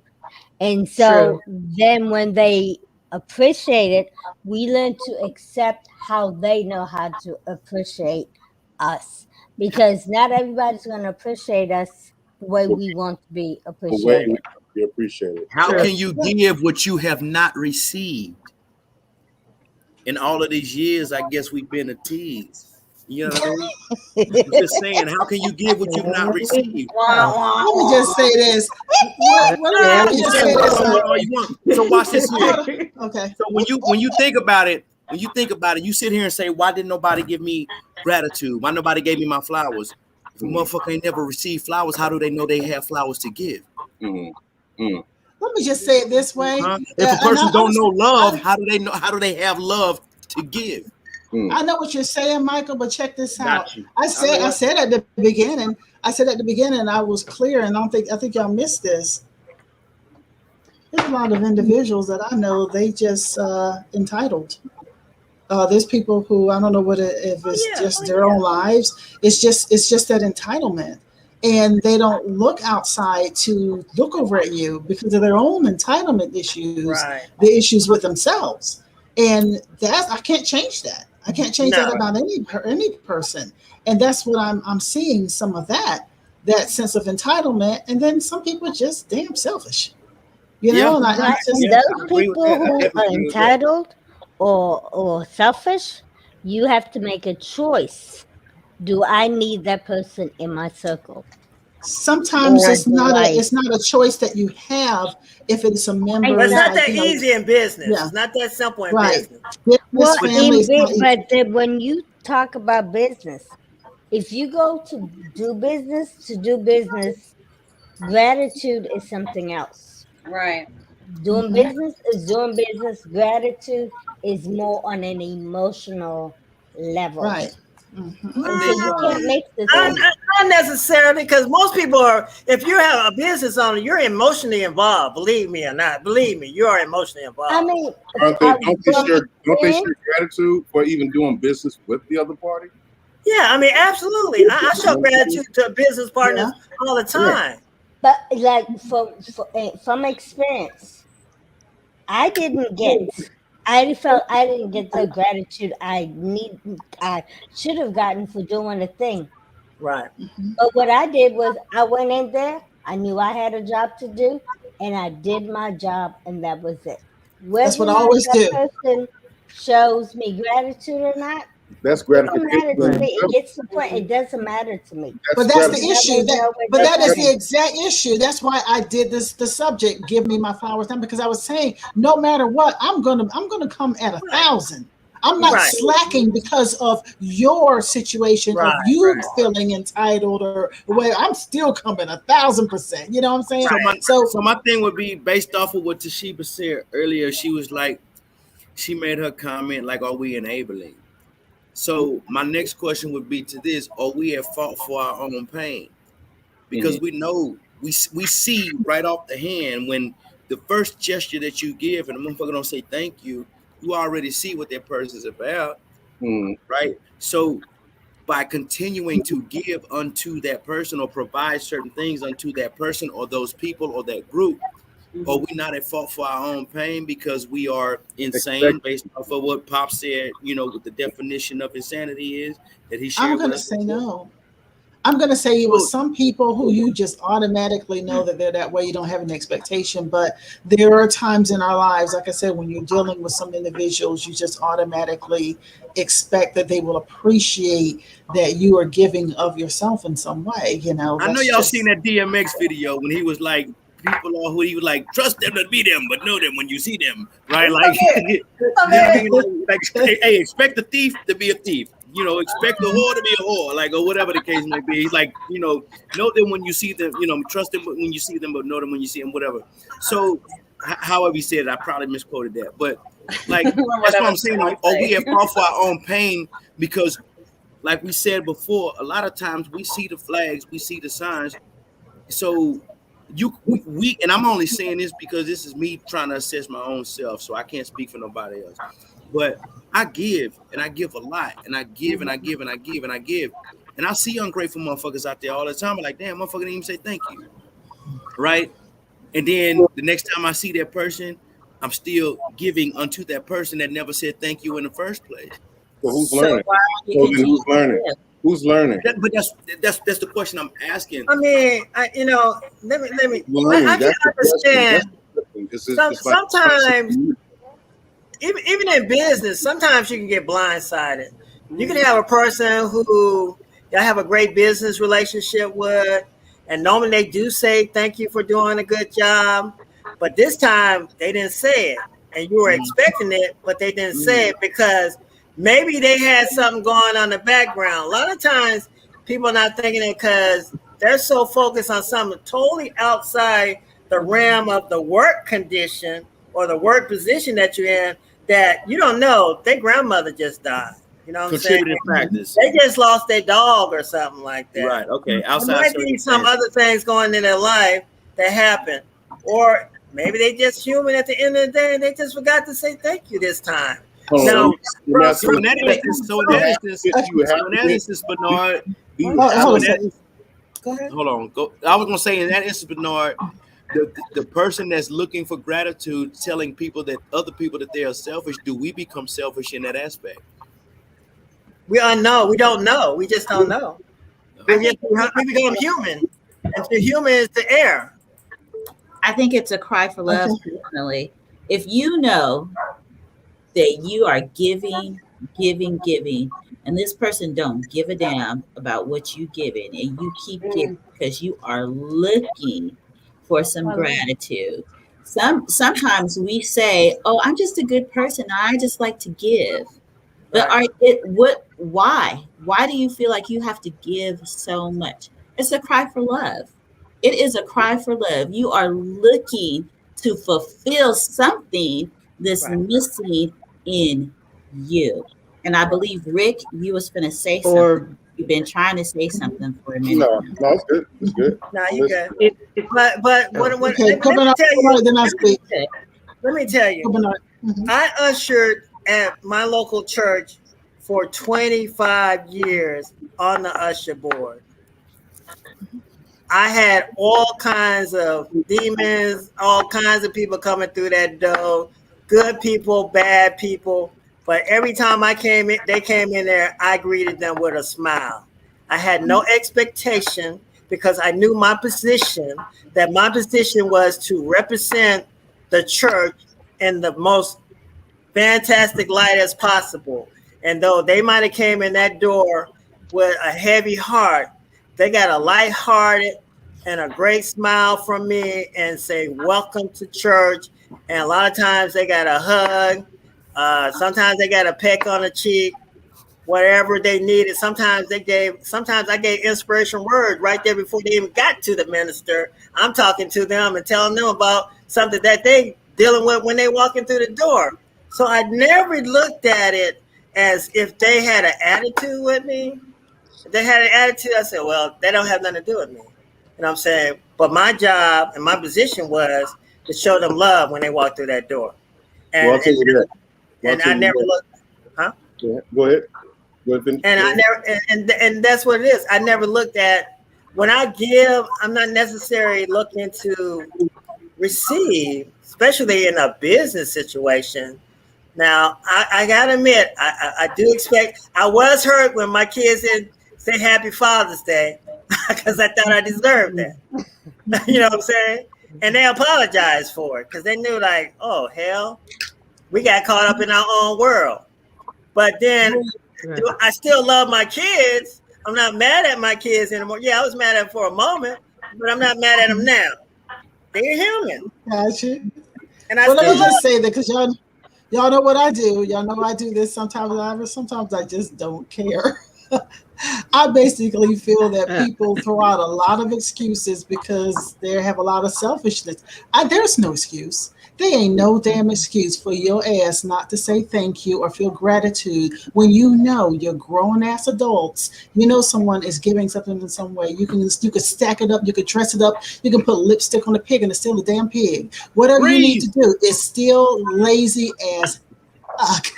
And you are not saying thank you. You are not showing appreciation. Like I said, be better people. Just be better people. Let's just start there. My thing with that is, yes, the selfish people, the entitled people, but I still have the choice. If I don't want to deal with those type of people anymore, I deal with them the way I have to deal with them. And other than that, I don't expect nothing more than what they are supposed to give me. So they don't hurt me. Better let it go. You put a wall of protection around you. Not to get hurt, because selfish people don't say thank you. But the thing is, like I said, I got what y'all saying. It's all good and everything, but you do not blame the victim. I'm sorry. I'll say it to every time. Selfish ass people, get your shit together. Victim, but you're not. People make this is a personal issue that we need to take it off. It's personal for real. It's very personal.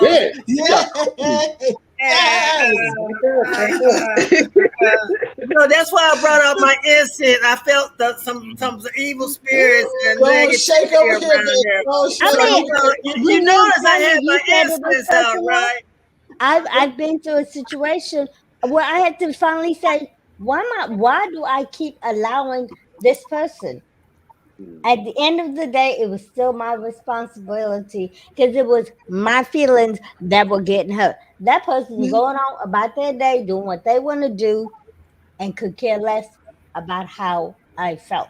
Because So, you know, the saying is, you see that in jokes out there. You know, people say when you one of those friends, they come up with a declaration every year, and they say, if you one of those friends that doesn't get a call back, well, I'm that person. I'm that type of person too. I don't make no announcement. I just stop calling your ass, and that's how you see from them. But then Damn. people get Who sensitive. hurt you, mama? You want to hurt?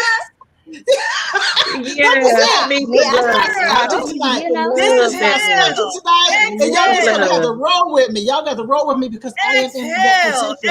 No, Exhale. listen. This is for real. I've been in this business for Wax many on, years. wax I've been a off. producer.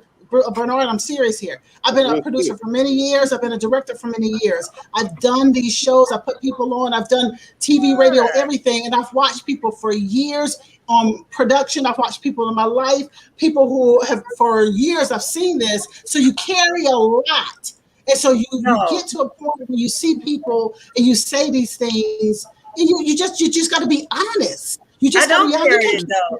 I've been in business world just as long as you've been producing, okay? I've been in business world just as long as you've been producing, and I don't carry bullshit with me. I don't pack that shit up. Yeah. I let that shit go at the door. Not a matter of carrying it. It's like when I spot it, when I I walk get in my rid house, of it. That's what I'm saying. outside. let's say that But again. Don't bring it home. look, I got one. When I Look. spot it, I get So rid let of me it. ask you this: Is this the same thing as for saying? everybody? I got one for everybody. Is this the same thing as? Is this the same? Is this the same thing as saying when a motherfucker owe you money and then you see them go to the mall and buy some new shit and they don't pay you back? They know, So is they that know the they same still owe thing? you money. They Like, forgot. so is that the Okay, same and thing? well, you know what I'm gonna do? Where my money? Forgot. I'll be in the store before they buy the shoes. Where my money? Is But it what I'm saying is, later? Okay, don't even call me. Well, here's the but thing. when Like, how I you talk gonna about buy this, something in front of me? don't get me wrong. When I started Here's the speaking about thing. this, it wasn't in the business sense. It was mostly stuff coming in my personal. I think I made in the personal comments. I am the responsible person. I'm always the responsible being. Read the comment. I put it in there a while ago. I'm always the responsible being. It's like always being the designated driver, always the one who's responsible. Take You away can't your blame me business. for always being the responsible one, but you can do like Michael said. I can take away the business. You gotta Margo, stop. you gonna say something? You gotta stop. I got one for everybody. I got one No, for everybody. Margo had her hand up. Go ahead, love. Oh no, I just was agreeing when she said always seeming like the Oh, one she that's said yes, put it Jesus. in I'm gonna say something about always to being be the in the responsibility. Oh, let Margo talk real quick. Margo is saying. Yeah, go ahead. Margo, I said always being put in the spot to be the one to be the most responsible concerning certain situations or things that happen. I get that a lot as well. And so what I do, I choose to do out of love. And if I don't get a thank you or stuff like that, it bothers me a little bit. But then again, it's like, okay, who am I doing it for? Am I really doing it for this person? Or I look at it as, okay, God is telling me to do it. If he's telling me to do it, then I'm doing it for the right reasons and I'm operating out of love versus what some person feel like they may be getting from me or taking from me. Or on top of that, it's like, with that flowers things, I make a choice to choose to celebrate myself. And I will go to HEB and go buy me a couple of orchids or whatever flowers is beautiful and do my own dance and do all that stuff. So it's like, forget if they give it to me or not. If they give it to me, then that's great. But all the time, I don't need to look for the information because I need to know that I got it, that I'm that I'm good, and I do a good damn job. So they'll realize it when you pull back or when you get going and take vacation. So yeah. When we learn, but I was saying this. I'm gonna say this real quick. What I brought this up, and I'm talking from a real subject. I had a falling out even with a friend this week, and I kind of believe he has some manic behavior. If he's watching, he just has to understand that's what I truly feel. I can be a friend to people, and there has a limit when it becomes abusive, and I have to back up from those situations. But what I'm saying is that you cannot always blame the person who's experiencing it. You have to understand that some of us, I'm not an Aquarian, but sometimes I'm a water bearer. I carry the water for everybody. It's just my nature that I want to make sure that I help and that I get everything done. You can't blame me for being that kind of person, but I will listen to you when you say that sometimes I should back up. I do get that. So Bola? nobody blames you for being that It's person. not about a blame. It's not about a blame game. Yeah. Nobody can blame you for being that Because person, but why do you me, feel you have to I do know it? I've been be that responsible person. But Mhm. at the same time, I still have a choice because those people Sometimes you see, don't. no, those people, even family members, they Mhm. go on with their lives, doing what they want to do, how they want to do it. And we take, well, I have to be the responsible. That's a choice I made to be that responsible person. I can always say no to that individual. I can move on. Their choices, just like they choose what they want, their choices I can also make. And it's not about blaming me, and I don't see myself as, well, I'm the victim. I now have to take accountability for my actions because, well, every action you will get a reaction. Right. Mhm. Yeah. Before we go any To further, that, to Shannon, answer that, Rick, go, and then Shannon, can you do the chat yeah. for me, please, Rick? So So, Rick, you go ahead first. piggyback what Bola and Margo was saying.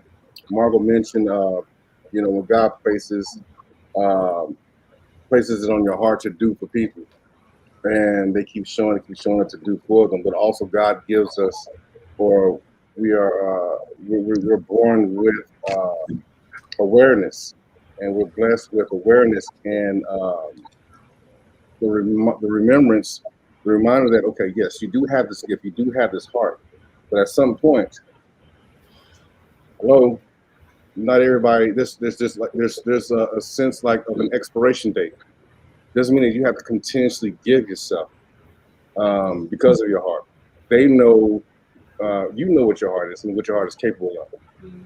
It doesn't give you, I would say this, it doesn't give you the right to drain yourself and constantly give your heart, and then we all complain that we have nothing left because we allow people in our party constantly, and then we say God put it on our heart to do for them and do for them and do for them. Are we doing for them, or are we enabling them? And not only we are enabling them, but we are rendering ourselves powerless because we're constantly giving ourselves our mental, our heart. Then the money is next, and then what else is next? Nothing but lint. And what can we do with that other than have a reminder of regrets?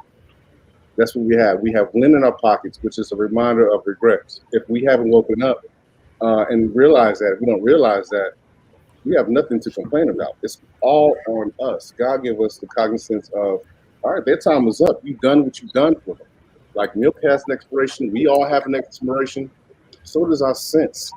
So does our senses, not accountability. So does our awareness. So does the willingness to continuously do for people. Do for yourself. Stop worrying about flowers. Right. Do your own flowers. Shannon, hit the chat. Okay.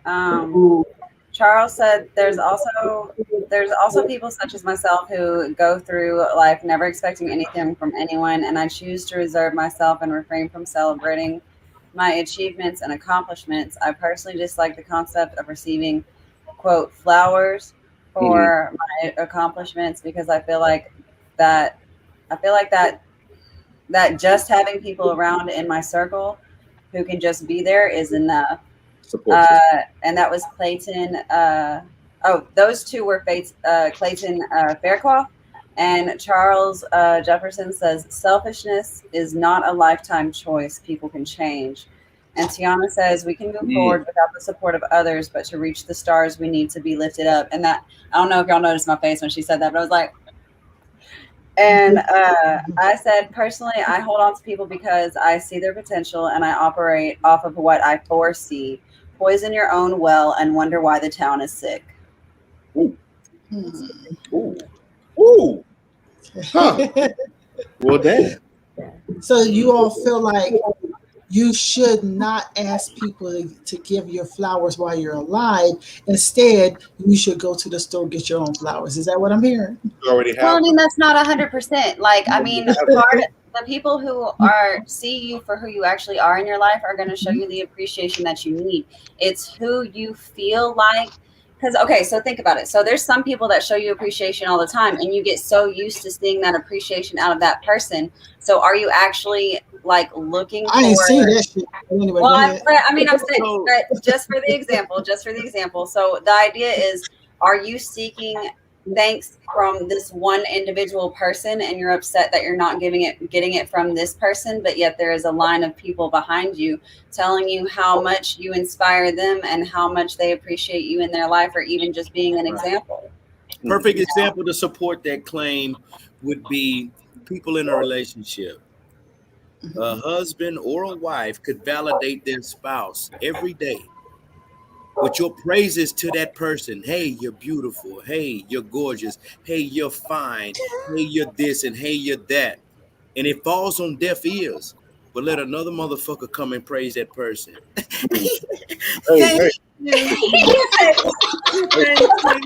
Right. It Right. does happen. It I've had does it. happen. Right. But, yeah. So, but think about it. The one that it should matter the most, to you when you say, "Give me my flowers," from the husband, right? the household. It's rejected because it's like, oh, well, you gonna say that. Now I'm saying it because that's why I fell in love with you in the first place. But this other motherfucker just trying to give you some eggplant. Like Some eggplant. He says eggplant. Hey, I was gonna leave early. But that's crazy. You gotta rock with people who rock with you. That's all I gotta say. Because you know, if they give you that flowers while you're here, then that's fantastic. To me, it's a bonus. If they don't, after I'm dead, it really doesn't even matter. You know what I'm saying? It doesn't really even matter because the cosmic ocean doesn't even yeah, matter. I'm in the primordial soup or whatever. But you know, just appreciate people who appreciate you, and that to me that makes the people who do give me my flowers while I'm here ultra special to me. And I'm gonna like really make sure that even though I might not get my flowers from the person that I thought would, the person I know who deserved those flowers, I make sure they get it. You're sharing. At least you're I'm not gonna worry about who didn't do it for me. I'm gonna make sure they get it. And that's what my focus is gonna be on, that. Not on the negative, but on the positive. What I can change and what I can't change. And that's so speaking of negative and positive. Speaking of negative and positive. And I'm out. Love y'all. So speaking of, based off of his little thing with speaking of negativity and positivity, when we teach resiliency and then we do the broaden and build theory, right? And my apologies for not having the actual person whose theory this is. I would have to Google it. But the broaden and build theory, not if that's my own, but it's somebody who with the Rand Corporation, blah blah blah. So just giving credit. Positive emotions outweigh negative emotions, and one of the things that we do is the examples that I use is I'll ask a student who doesn't mind, you know, when we're teaching gratitude, the lesson of gratitude, I'll say, hey, somebody call you know, who do you think that you can call, you know, that would answer the phone and blah, blah, blah, blah, blah, blah. And I would have them say, you know, did this person make a change or a difference in your life? And they'd be like, yeah. So we often, like somebody said earlier, we tend to forget or it slips our mind or whatever the case may be. So I have that student or I have that person call whoever it was that made a difference in their life and express gratitude over the phone on speakerphone. Typically, the person that I pick is somebody who's looking all mad and pissed off and that ain't participating in my class. And then when they express the gratitude or whatever the case may be to that other individual, you can hear that person's reaction toward them once they express gratitude. And then you watch the disgruntled person in my class light up. You watch the smile come across their face. You watch everything transform at that point. So I can understand Tanya's frustration about give me my flowers now, because I could be damaged. I could be hurting. The only thing keeping me going is my good works. But yet I'm receiving nothing. Not a goddamn I thing. seek no favor. I seek no rewards. But damn it, just let me know you appreciate what I'm doing. Right. So just I let me know that you've seen. You just want to be known that you've seen. That's I got a question. Are they giving you real flowers when you're alive? Oh, you know what? Because I don't want no flowers. Give me money. So Don't so give me no flowers. Flowers die. Well, if you on Craigslist, flowers is money. You know, different people Ross want got a different sale. things. Ross got a You know, sale. let me say this. No, You know what one of my friends did one day? One of my friends did. We were getting together to go, and I don't know if we were doing some recording for. I think they were doing some recording for the show last fall. And I got in the car, and he just reached in the back and just handed me some flowers. It wasn't the fact that it was a dozen roses. It was just the fact that he just did it. He didn't. It wasn't in the occasion. And he just said, just because he knows how hard I work on everything I do. And he just said, just because. And so that was the gesture that I'm saying. Sometimes people don't say just because. They don't pick up the phone and call you just because. They don't say, anything. Like one day Shannon texted me, she just said, thank you. And I was like, what is she talking about? But, it was just nice. Thank you. Because people just don't do that. Right. They don't step outside of themselves like that. And that's what I mean. It's that everybody can do what they feel like they're supposed to do within their own circle of life. And they don't step outside of that just to tell someone, I appreciate what you do. I thank you, or anything in any way. And I'm just one of those people that I'm running constantly. And sometimes I stop and I see and I feel it, because it, like I said to you before, it manifests itself into stress in my body a lot of times. It takes that one little thing sometime for someone to say, thank you. You're doing a good job, or anything. And I don't mean just business. It's in everything. Because when you're a person like me, we the Libras, we are the scales, we balance everything. Oh, and like I said, I need that though. I have oh, snap. Did y'all see this? I have a question. Like you said just people to appreciate you. But how do you know? You not talking about you, but you the person appreciating that other person the way they want to be appreciated. I'm usually the one that steps out, and I'm the one that usually steps out and does. And I'm not talking about what you normally do. See, we see things from our eyes.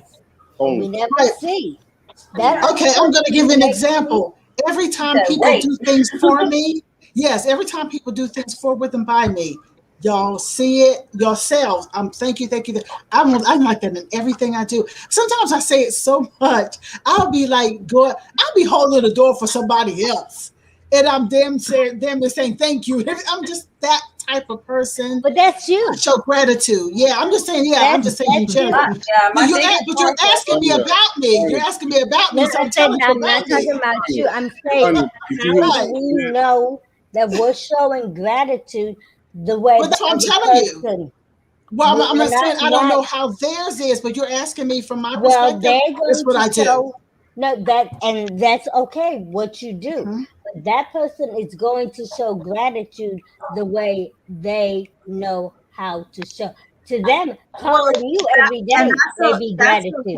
That's okay if you are actually showing gratitude. Not everyone shows gratitude in the same way. However, I think that she's distinctly stating that when the person doesn't, it's okay if my gratitude, like my gratitude is not the same as Rick's gratitude. Sometimes I'm clear transparency. Sometimes I don't show him as much gratitude as I should.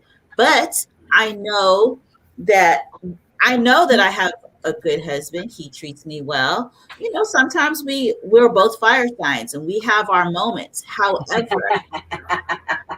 However, he does things for me that I'm so appreciative, and I don't always show that. But I try to show it. We don't show our gratitudes are not on the same levels, and we don't show it in the same ways. But when someone is showing you gratitude and when someone's not showing you gratitude, and you still have a choice. Do you keep putting yourself out there for that person? Because We'll talk about that later. I hate it when y'all speak to me through these shows. I had a boss who never showed gratitude. So I just did what I was hired to do. I never looked to him to pump me up because he would bring me down more than he would pump me up. But I don't give him that control over my life. I have a job. I have, business is business. Gratitude is something we can't expect from friends. That's why you're a friend. Why can't you? Why can't you expect it? No, I said you can expect from friends. From friends. You can expect gratitude from friends. But somebody you work with, do business with, I can't. No, I can. I can. You can expect it, but they don't have to give it. No one has to give you anything, but that doesn't mean that I don't set the expectation. And because that's what I give to myself. Because when I expect it from others. And if they don't give it to you, you're still okay with it. You're still okay. You move on. I don't serve things that don't serve me. Right. That's what I mean. Y'all speaking the same language. I don't let that get to me. Yeah.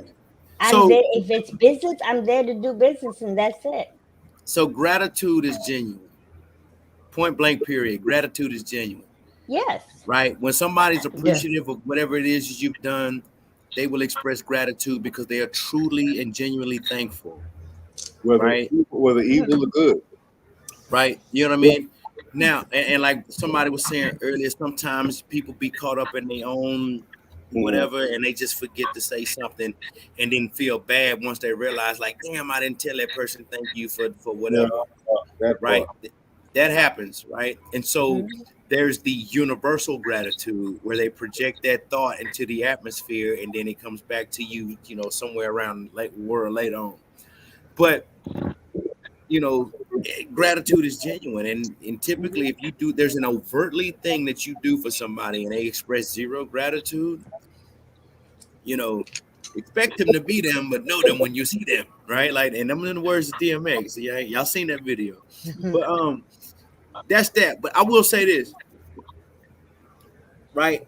And I can't take credit for this shit because I seen it off of damn Instagram. Sometimes it's best to let things go and let people and situations simply be. Stop looking for explanations, apologies, closure, validation, or answers.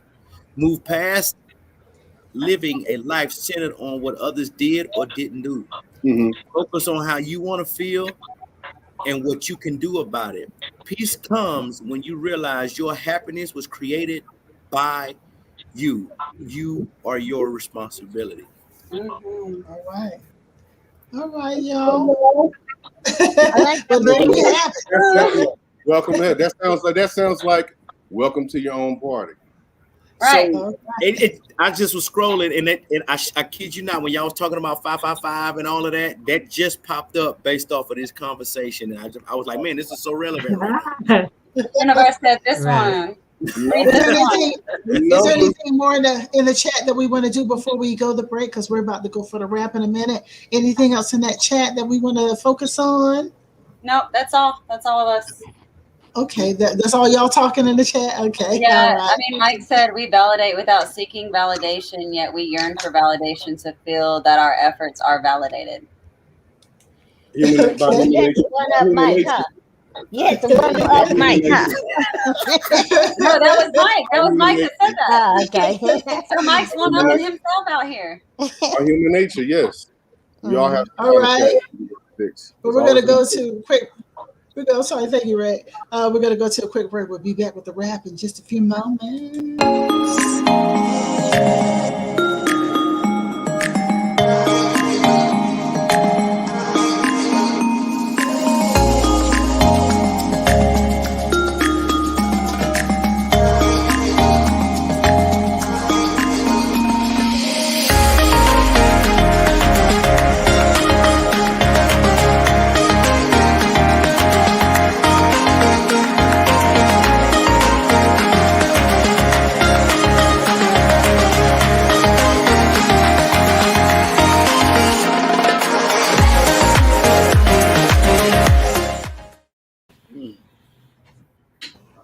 Hey, y'all, welcome back.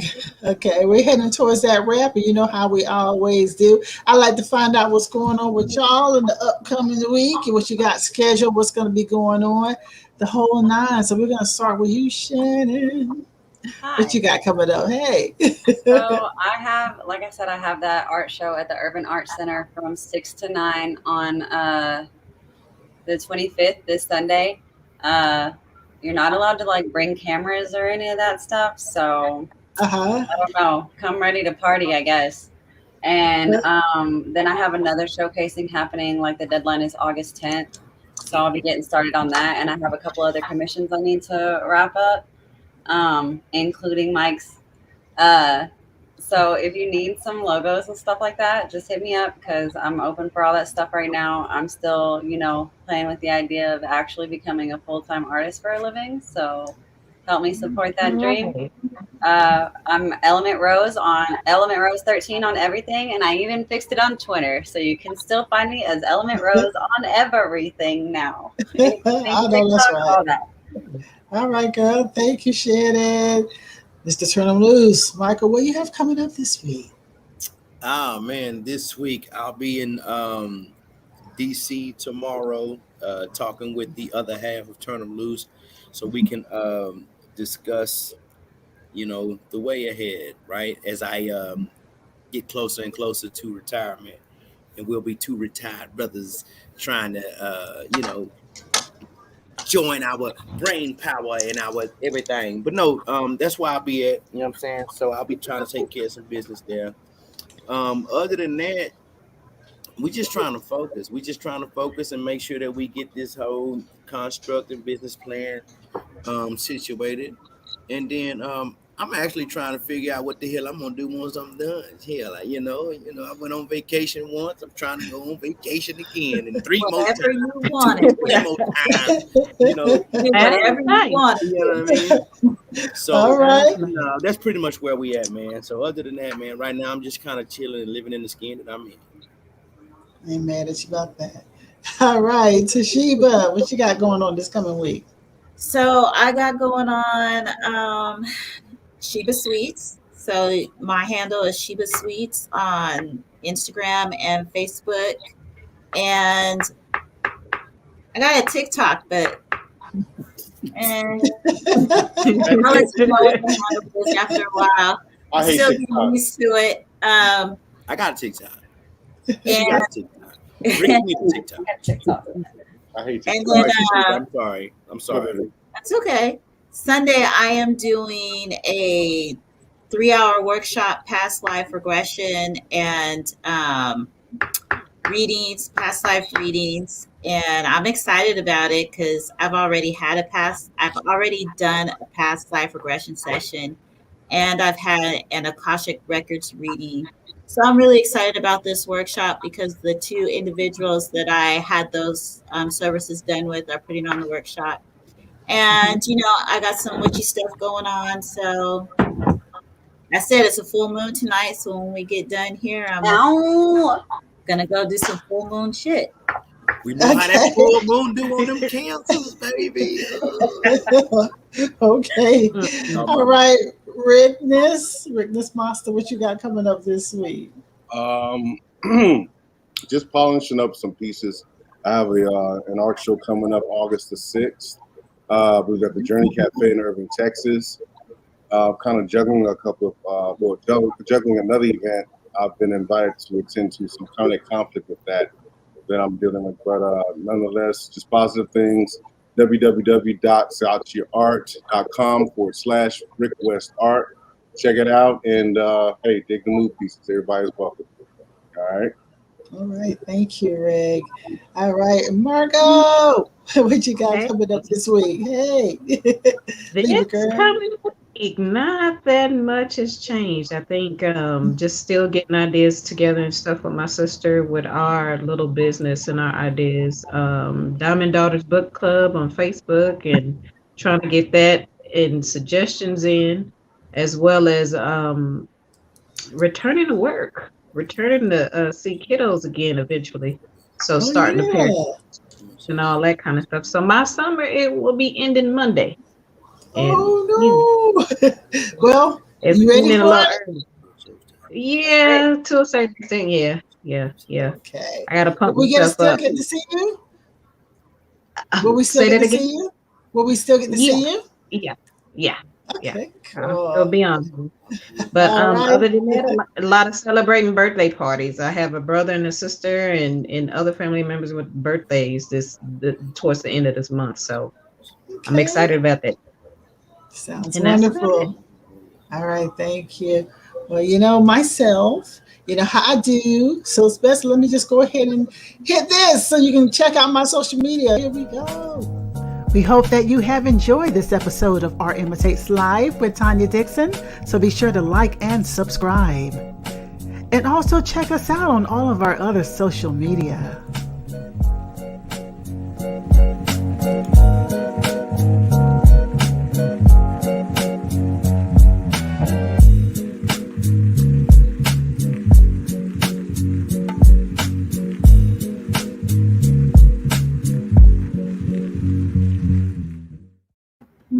Interesting.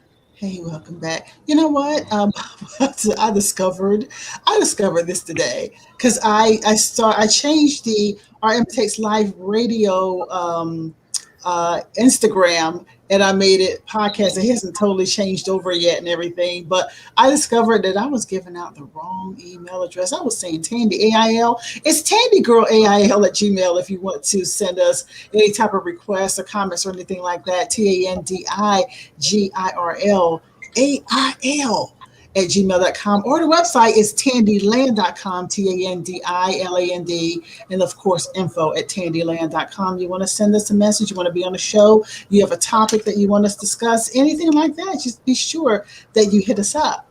Now, I have a lot of people coming to the show. I talked to my manager. We decided we're just gonna, until next week, I'll give you a little bit idea next week of who's coming up. But for that tonight, I have to still keep my mouth shut. And then next week I can start announcing. Yes, got to do the shh.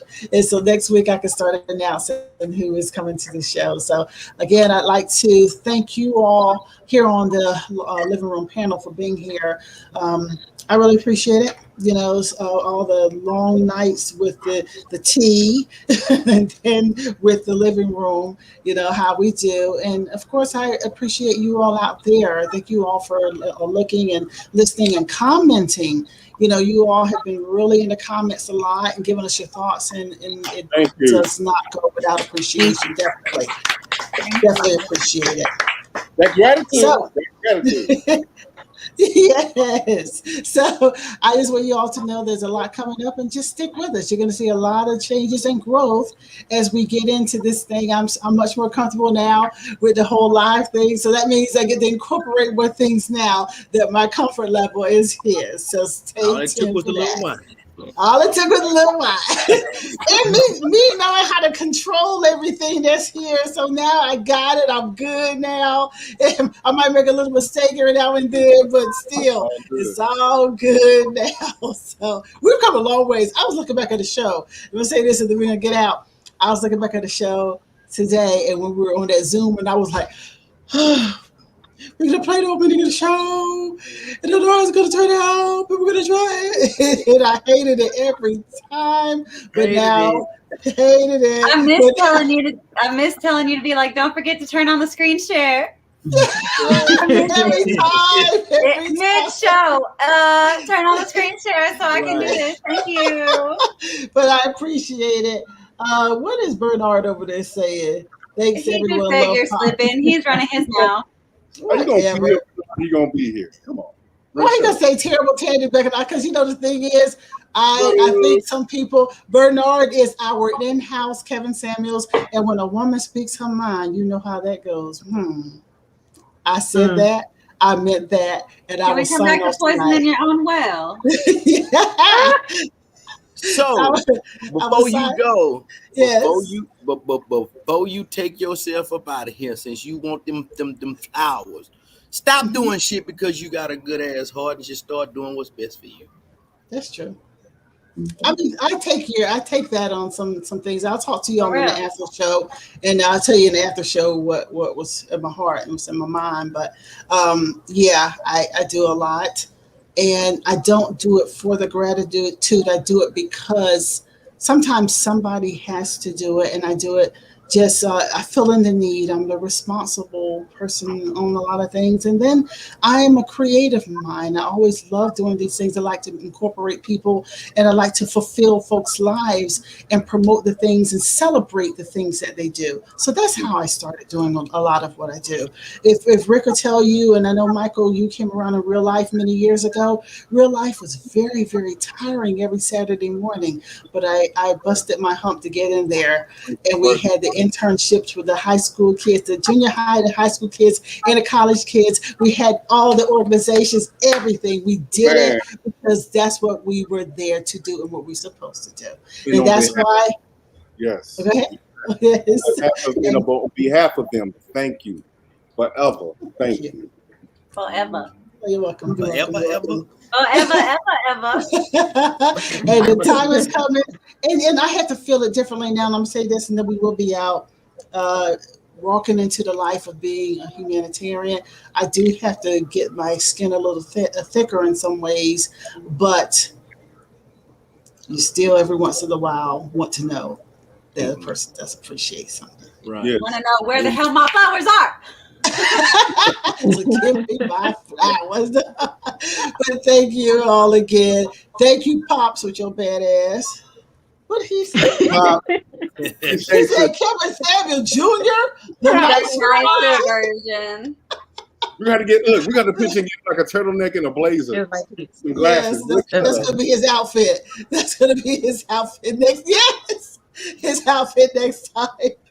But y'all, thank you all for being here. I needed to laugh tonight. I really did. And hopefully you all out there got a chance to be fulfilled in some way, laughter or putting your input or just giving you some thoughts. All right. We'll be back next week.